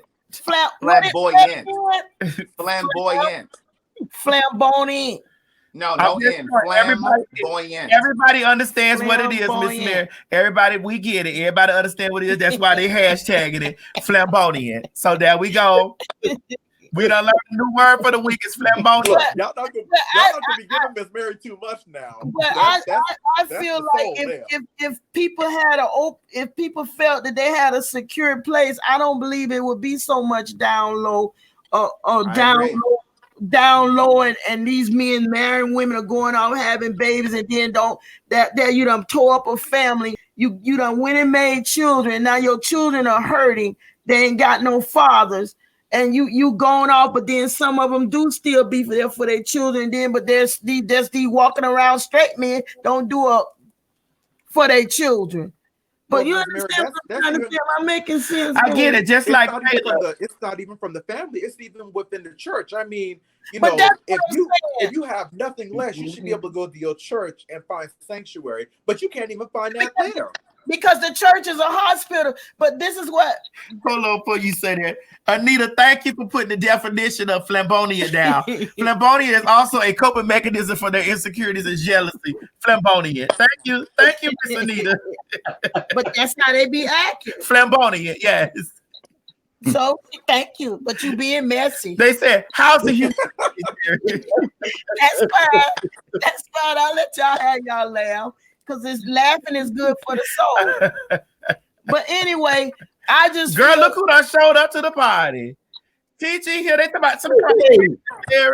Listen, what are you about to say about Caleb, Madison? Well, I feel like that Caleb is a very good father, and he's a gay identified man, and he's a very good father. And he brought his baby over here. Caleb comes over here with the baby. I was blown away. Now that's a sexy. Now listen, Miss Mary thought I did not. That was one. Miss Mary thought Caleb was so fine. Oh my God! But Caleb is fine. I didn't know it when I met his baby, and then we sat and talked, and I'm telling you, that's why you all got to stop closing yourself off to gay people. Stop doing that. Stop it. They still human beings just like anybody else. And they still your children regardless of what their sexual things they are. That's still your child. That's still your child. And love them regardless because you can't change them. Okay, Caleb, my mama said hey though. Hi, baby, how you doing? She sitting up here on the line talking about how fine you is. All right. I didn't know he was okay. I didn't know he was that way, and I didn't know he had a baby till he sat down and he talked to me. I must ask him a lot of questions. You asked a lot of questions to that man. Because if I want to know, I ain't gonna sit back and wonder. That's where we all go wrong, sitting wondering and thinking we know what we know, and you don't know nothing. Nothing. Mm-hmm. What's that expression? My people are perishing because of the lack of knowledge. There's a scripture that say, "My people perish because of the lack of knowledge." And sometimes they know the word of God so well. The Pharisees and the scribes, they knew the word of God. They knew the word from the letter, but they had a head knowledge, but not a heart knowledge. Guess who we about to run up in here before we run off of here? Bam! Who is that? Tally, what you eat, girl? Oh, your sound. Can't hear you. But Craig, they should stop. If people feel like maybe they could come out and express themselves, I think it would stop being a lot of these men marrying women and they don't really want to be with a woman. I'm learning about bisexual. I learned that through Babu. It's coming, Miss Mary. It's just gonna take time. And I'm sorry, y'all. I'm a little confused. Just like I found out that there's trans women that like other trans women, trans men. And I learned what a trans man was. I didn't know. They're trans men that like trans women, and there are trans women that like trans women, and then there's it's so much, and I'm trying. And when I think I done got to learn something, here comes some new, and is about the non-gender conforming. Yes, and I'm like, and you, Craig, you know, I be sitting asking you. Sometime I write y'all. Yeah. Ask y'all what this mean. What is that? Because I want to know. And I'm not accepting about too many church people because they say I'm going to hell. But you got to first get there. You got to first get there to heaven to be able to tell me where I'm going. You ain't got there yet. Because my Bible tell me in Philippians 1:6, God is still until the day of completion. Ain't none of us finished. Right. Until that. Mary, when people try to tell you you're going to hell, just remind them. Ye that is without sin may cast the first stone. Baby, I do, but my God said that. One thing I don't do, I learned this. You don't sit it. The Bible tells me don't fight, don't be in arguments with the word. The word can stand for itself all by itself. True. I don't have to fight. Either you gonna believe it or you ain't. That's it. And people make their own rules of how they want to live and how they want to accept. You can't take what you want out of the Bible and live what you want and do what you want. Either you're gonna believe it or you ain't. This is true. But I don't knock nobody for their listen. I don't knock nobody for their religion. Listen, me, I try to listen. We are soldiers in the army of the Lord. Soldiers. But all I'm gonna tell y'all. All I'm gonna say to all of you, I don't care what you is, what you done, how many times you done it, who all you did it with. As long as God is above heaven and you ask God to forgive you, there is nothing He won't forgive you for. And don't you let nobody stop you from having a relationship with God. And if God sees everything, He knows the heart. People see the outer appearance, but God knows the depths of your heart. All right. All right, ladies and gentlemen, we done been on here 3 hours and 13 minutes, child. And this show will go on and on if I don't get nowhere and stop this month. Now, we started off with side pieces, we end up with a piece of the word. And listen, that's how it's supposed to end, honey. We started out with the black book and we ended up with the good book. But I believe that they should make a space where people can feel they can be open and then people won't have to hide. Well, this is space. If you're a heterosexual, bisexual man, come on here and tell us about it. At Maddie in the morning, Tuesdays, Thursdays, and Saturdays. Tuesdays, Thursdays. I was thinking about doing 5 days a week. Me and Craig talking about it. And I said, Craig, you know what we need to do? Craig said we got to get it down to an hour, but we can't do it when we get stuff like we in the corona. Ain't nobody really worried about no time right now. You know, we in Craig, you stay out the park. Yeah, I'm not going anywhere. I would need you to not go to the walk. And you ain't have on no man. I started crying last night on the show. I just saw a premonition in my bones. Hold on here. Tyler, what you say? Come on, Patty. Okay, can y'all hear me now? Real quick. Yeah. Okay, I want to talk about the DL situation real quick. I'm a little late to the party, but I was dating someone for like 4 years, and he just recently passed in January. And he was so bent, like, y'all know when you younger and you go through the situations where somebody be like, 1 minute they break up with you, next minute they with you. Dealing with a DL man is kind of hard, first of all. And so the situation happened where I kept telling him, I said, baby, your family knows. One thing about it, your mama know before anybody know. And I kept trying to tell him that. And when he passed, his mom actually reached out to me, and it put me in a predicament where I'm like, well, do I tell this lady or do I, kind of just, because I don't know what she know. But baby, when she passed, I just wanted to put this in perspective. When she talked to me, she told me everything. When we were meeting up, where we was at, all this and this and this and that. And it just goes to say, like, there's no need to sit around and be DL. Who's going to accept you is going to accept you. That's true. Know what I'm saying? That's my point. That's true. Who rocking with you is going to rock with you. There's no need. True. And I wish that he would have lived and been himself when he was here. You know what I'm saying? Because she knew the whole time. And that's why I be telling Boo, whoever for you, no matter whatever lies been put out about you, if they going to be for you, they going to be there for you. Exactly. And them who not, they just not. And that's why I said the other day that some of them on just lurking. They don't care either way. They just looking for a fault. Something Craig said, and something Craig was talking about. He was saying that they just looking to find fault in anything you go to do sometime. Yeah. But and to Tyler's point, it's like when people, whether it's your family or your close friends, when people know you and they love you, they pay attention to your life. And the things that you think that you're doing a great job at hiding, it's obvious to those people. Yeah. Correct. And the problem with some of us from the LGBT community, and I had to learn to stop being so judgmental of certain people, because I'm feminine, don't get me wrong, but I also am not flamboyant. I'm not, like, I'm borderline. And so you know what I'm talking about. Yeah, and I used to look at some people and be like, oh my God, like, you're just doing, you're doing too much. But I had to look to the side of it and be like, well, maybe they weren't groomed like I was. I was fortunate enough to have a family that kind of accepted me, you know what I'm saying, and would go to battle for me. But everybody don't have this, so they learn how to get out in these streets and be on their own, so they looking for attention. Right. And also, Right, because that's what Boo explained to me when they all sat down and talked to me. That's why some of them act that way, because of how they might have didn't have this. They was explaining that to me, and that helped me to understand a little better.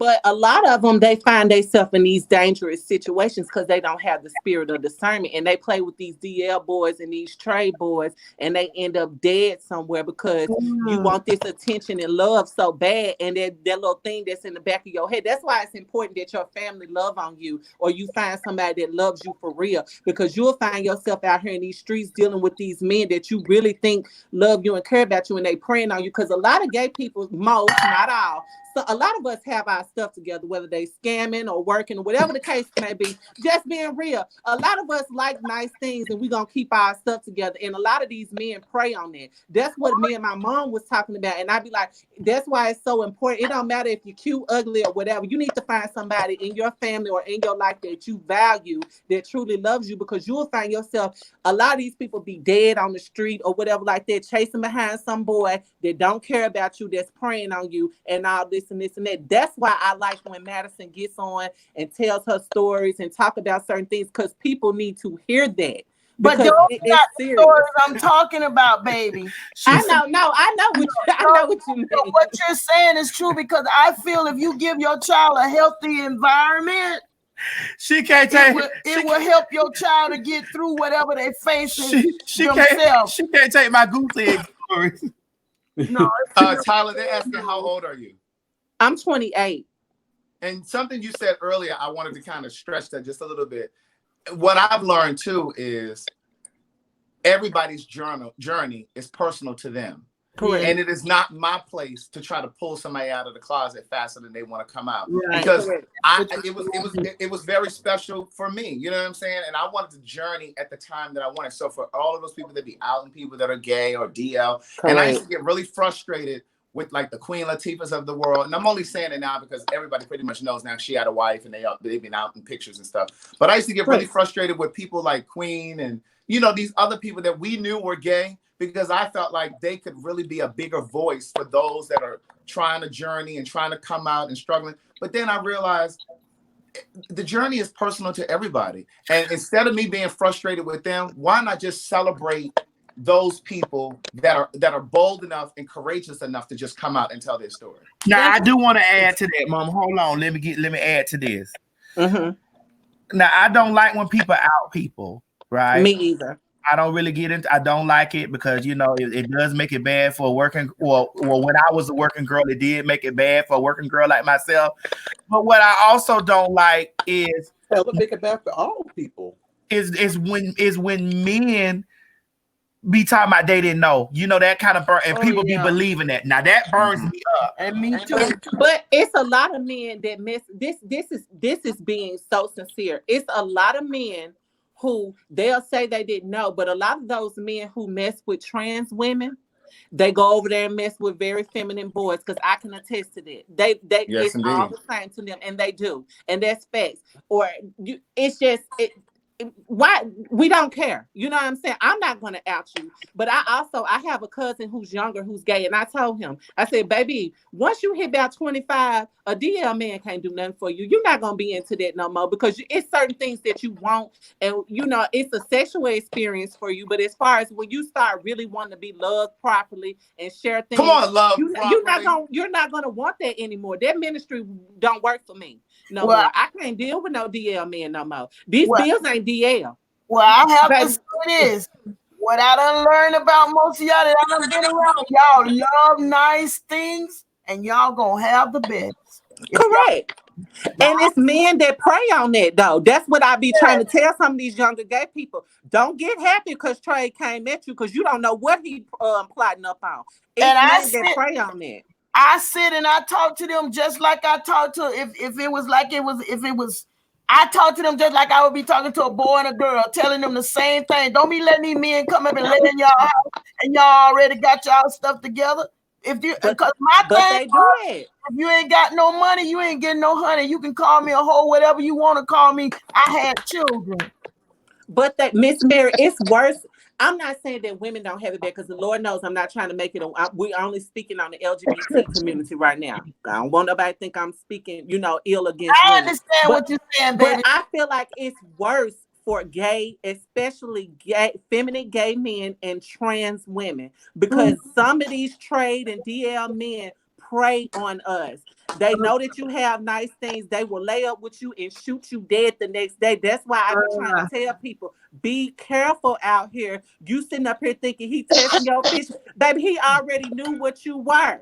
So what you need to do is stay away from him, girl. You need to ask another girl, did you have him? Did he take your stuff? Go. Because your things will be gone and you will be gone. And this is why I'm always stressing to the girls. I say, listen, girls, we are living in a time where we living out loud. This is why I don't walk around when a man say he don't know your line, because I done told you I'm TS Mass, I told you from the door. Or you got to have so much confidence where you not getting in the car and letting this nigga lay the seat all the way back. Now back then when I was young, I thought that was the thing. Like I thought that was the T. Like when the trade got in, I'm like, oh girl, you know what I'm saying? I got the ratchet trade, girl. He getting the seat. Then the same one that lay that seat in the back, he not only had he had himself, because that should let you know he will do everything at all costs to protect his identity. Exactly. He will slice your throat, put a bullet in your head. He will terrorize you. So when these men, I'm not letting nobody put me back in the closet. I'm done. Period.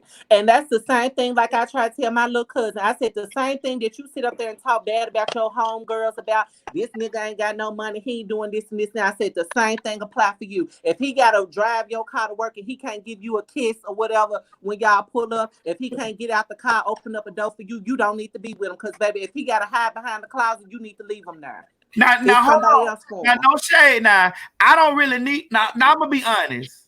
I'm T.S. Madison. I really don't want nobody in my business like that. I mean, I want to be in the business of. I'm just saying, like we should be able to go to the store. We should be able to do simple things. Like, cause I ain't really hiring for nobody, but I'm also not on the public. Like, hey, y'all, this my man. Hey, her, you know, because.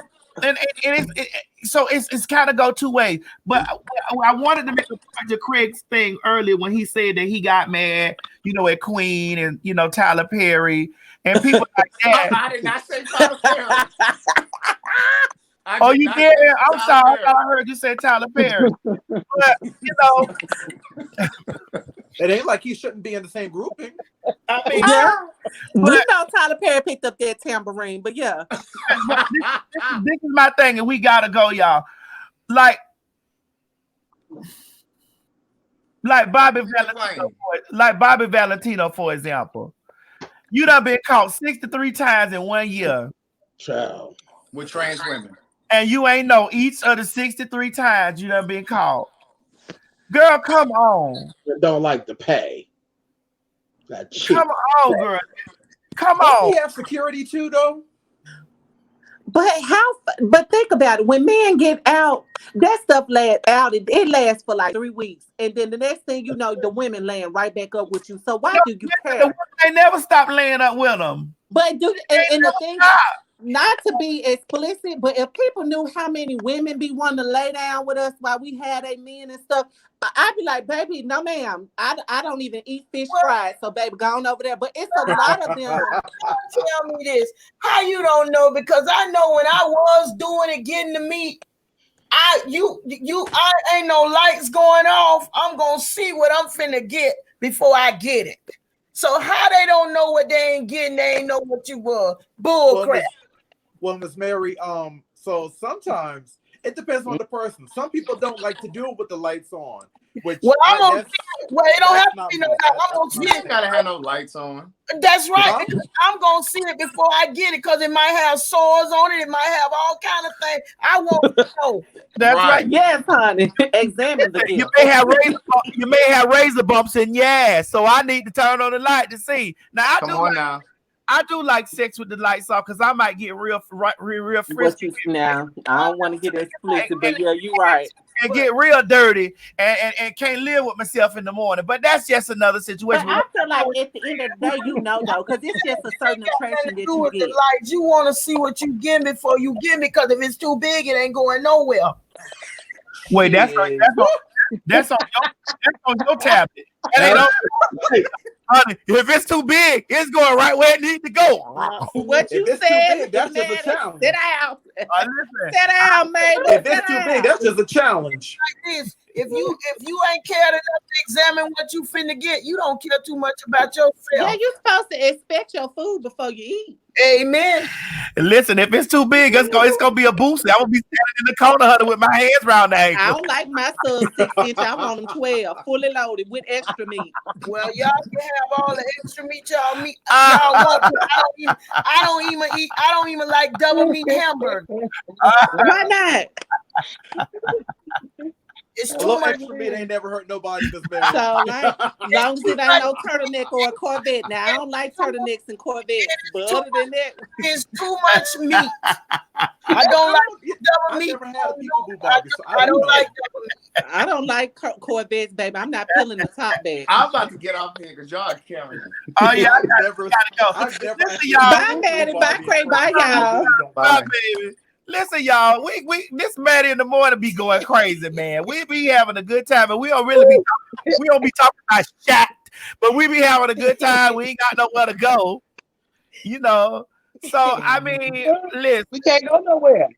We got to try to get it under control, Craig. We said if we did it 5 days a week. That's right. Somebody wrote Miss Mary ain't gonna get wrecked, baby. Miss Mary didn't want no hysterectomy. Here she goes. She back on the big old pieces and stuff now, girl. Going with it. God, that's why every time I pull out that Theodora, she Don't just play with me. Oh my goodness. All right. So, Miss Dottie, we had a good time with you. Thank you for coming on in and being on the part of the I had a wonderful time, Maddie. I love you. I love you too, and I love you very much, honey. And I'll see you this week. Child, we're gonna be back on Wednesday. Wait a minute. All What's right. tomorrow? I don't gotta go to work. I'll be put me on Thursday. We'll be back Thursday. Shit, I got to sleep. I'm going to sleep after this. I'm gonna go up there and watch the Tiger King because I got to get those teams. Girl. You ain't finished that yet? I ain't even started it. I just been looking at it, you know. I love you, Miss Dottie. I'll see you this way. I'll see you Thursday. All right, bye, y'all. All right, baby. Trace, I love you, girl. You know, I'll see you Thursday, yeah. Always a blast. I'll call me later on the day so we can gossip. All right, baby. Oh my God, Silly Boy look very. Look, now she just not seeing Silly Boy. You know I can't see, boo. You Sister, look very pretty. Sister, she been sitting up here this long time looking. Ain't seen nothing yet, but she know the size of a big Theodora. I sure do, because I measured her. Ain't nothing coming that big to me, and I mean that. I meant that. That's why I'm still here. I wonder, back in the day, were men big like that back in the day, or is that something that just recently started happening? Listen, I ain't playing with nothing. I had a friend where a man bust her open. No way, and she told me that was enough to scare me to death. When she said she had to go to the hospital every time. I ain't no way. I ain't no. Y'all going on talk about something else. Bye, y'all. She's scared of dick. She's scared of things. I ain't scared of nail one of them. Well, that's you. My God, the day. Serve it up with. I serve them up with some fava beans.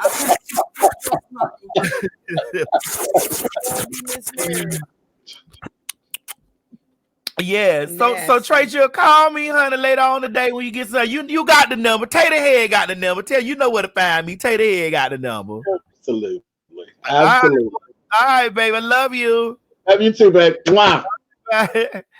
Listen, Rodriguez, you know you always a pleasure. It's always a pleasure, child. Every time you get on, I get so much information. I love you very much and thank you. And listen, that story you gave us earlier, honey, about your man over there with the trans woman, honey, that kind of we're gonna have to gossip a little bit more about that on another segment.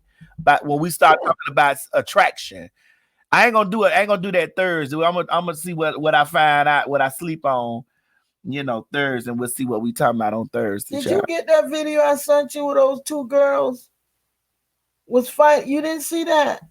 No, mama. What and video? one didn't have on no panties. She was, oh my God. And the man was that recent? Because the only yes, thing I've been seeing. I just saw it this morning.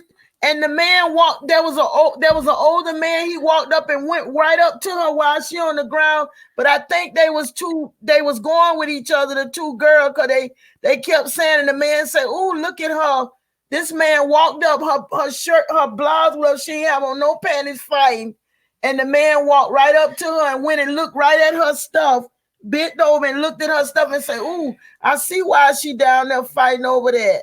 Miss Mary, how in the hell do you get these things? I have no idea, boo.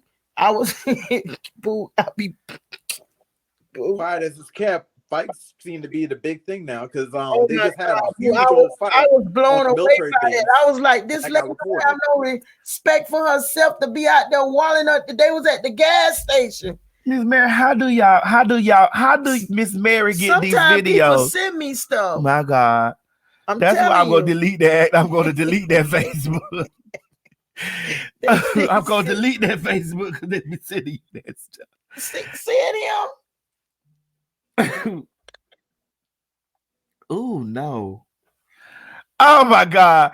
All right, Rodriguez. I'll talk tomorrow, Thursday, 11:30. 11:30. I don't want to see that right now, Mama. If you want to see a good fight, Maddie, if you want to see a good fight, just go on Facebook and look up the fight that happened on a military base. Send me the link. Soldiers. Send it to me. Okay. No, Mama. All right, Rodriguez. All right, bye, baby. Savon, you ain't never leave us. You just got on another call, didn't it? I had to get on a business call, but I still wanted to hear the shenanigans in between because I'm nosy. Okay, ain't nothing wrong with that. Ain't nothing wrong with that. I do thank you. Listen, I just mentioned I love you so much, and thank you for coming on. And listen, we'll see you Thursday, 11 o'clock in the morning. Thursday. Okay, I sent my email in the private for you. Okay, good. I see it over here. I do see it. All right, baby. I love you. I'll see you Thursday. Love you too. Bye, Miss Mary. Y'all be blessed. Bye. Right. Have a blessed day, y'all. All right, ladies and gentlemen, we done had Matt in the morning all damn day. Miss Mary came out here and disrupted the show, tore the show up, had me starting all the way back over. My tea got cold. I couldn't crawl a big ass up there on the counter. It just came through, tore the show up, got on here set. People thought you was asleep. My God, I was asleep because my eyes look closed. I have Chinese-like eyes. My eyes are slanted. That's why you went and tried to get yours. No, mine was. Oh, I went and tried to get my eyes slanted, so it couldn't be. I couldn't be birthed with it.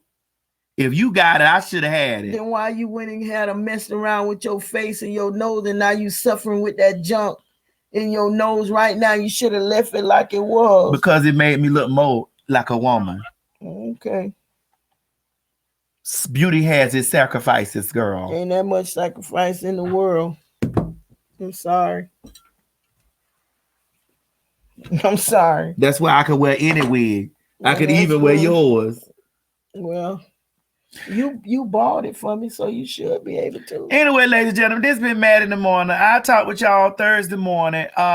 Beyond the Bench comes back tomorrow, actually.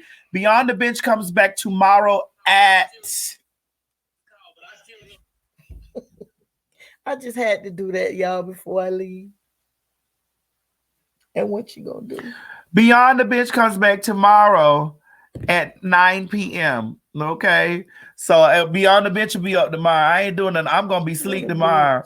I'm gonna be asleep. I'm gonna go up here eat some greens and stuff, and then I'm going to sleep. Give me the time it is. Mama, what is this? We ain't got nowhere to go. I do. You gotta run me an errand. You didn't hear what I told you. Where you got to go, Mama? To handle my business. Oh, dear God of heaven. I don't let everybody know what I got to do on the online, sweetie. That's what I was just saying. You know what I'm talking about. I ain't talking about your stories you tell. You know what I was talking about when I say you tell too much of your stuff to these people. I know some things you tell help. But them other things I was telling you ain't none of that. What I was talking about. You all have a blessed day and keep yourself safe and keep your mind stayed on God's word at all times and trust him with your whole heart. Mama, love you all and have a blessed day again. I ain't having you on here Thursday morning. That's fine. You ain't coming down here. You didn't have me this morning. I just came down here. I know you did. That's why I'm gonna have you sitting over there in the audience on Thursday. That's fine. That's fine. What did I do? A lot. And what is a lot I did? You did a lot. There goes Scott down there. Hey, my love. Blank, blank. How you doing, blank, blank? That's Scott down there. I don't know, blank, blank. Scott, how you doing, my unusual baby? Wait, I don't see. I can't see that. You can't see it anyway, can you, Miss Mary? Okay, well, go on down there. Let me talk to you people for 2 seconds by myself. I ain't have no me time at all.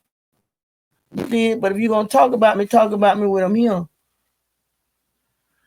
All right, y'all, because I am gonna talk about her. Okay, so talk about me with him right No, here. that's okay, y'all. I love y'all, child. I'll see y'all Thursday, Wednesday. I'll be in the chats with y'all when I put up the Beyond the Bench. So y'all gonna like Beyond the Bench from Wednesday, child. So I love y'all. Mama, what you want now? What you still walking going on out of here? You got to walk around this way behind the chair. And the stool right here for you to come down, Mama. The stool right here. Just don't tear nothing down on your way down. I ain't told nothing why I was getting up, did I? You broke the live stream. I ain't broke it. They still here. I told you them who gonna be here for you gonna be here regardless. Remember how many times you gonna tie the bag up? 99. 99 times. If you gonna talk about me, talk about Girl, me. Girl, you trying to see if I'm gonna talk about you? Because I can read you right here where you talked about me. So you trying to? So you won't leave because that's right. You won't leave. I ain't leaving because you think I'm gonna talk about you. I ain't leaving. Talk about me in my face, not behind my back. Whatever you can say behind my back, you say it in my face. Come on, Mama, go on down there and get on the stool so we can leave. I'm hungry. Well, you gonna have to go fix your own food. You ain't cooking no breakfast? We still breakfast time. Well, I ain't taking you nowhere there, Delco. That's fine. How you gonna get there? How you gonna have it? Oh, Ubers? Okay. Pull it up on your phone. Pull the Ubers up on your phone. I called Norris. Norris is in Florida. I called and sent me the thing to put. Pull the Uber up on your phone since you want. So pull the Uber up on your phone. I have too many children around here for me just to have to. Now I can call one of my children. Nah. Scott, if you out there watching, come over here and take her to the store. Nah. Scott, if you out there watching, he said nothing, Spody. Scott, come around here and pick her up. Take your mammy to the store. If you watching, Scott, get in your car, one of your cars, and come right here and pick her up. She already dressed. Oh, Scott talking about he making noodles. He can't take you to the store right now. That's fine. I got more children than Scott. If you watching, Scott, come right here and pick her up. And now, Mama, don't knock my computer down. Boo, don't do it. Oh, my dear God in Big heaven. as yours. Talking about me knocking some old child. Bye, Miss Mary. I can still see you. Bye, Miss Mary. I ain't going to. If you going to talk about me, say it where I can hear you. So I can read you right then and there.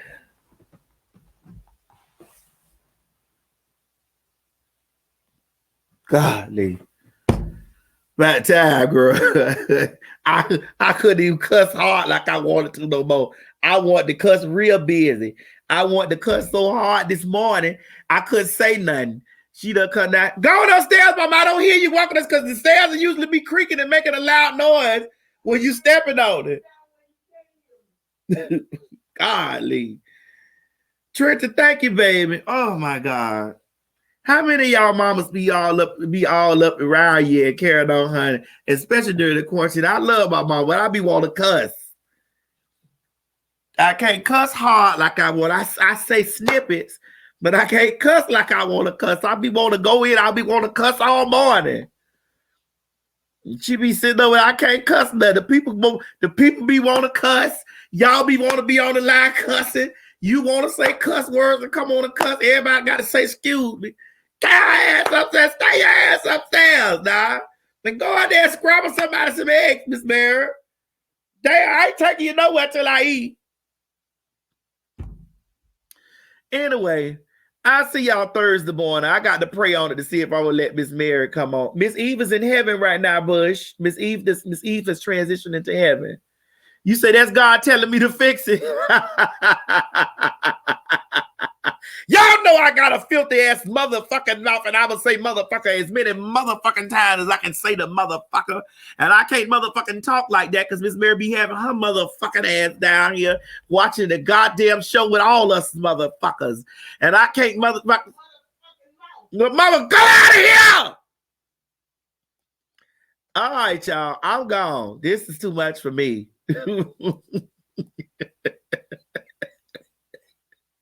I'll see y'all Thursday. Bye, y'all. I love you too.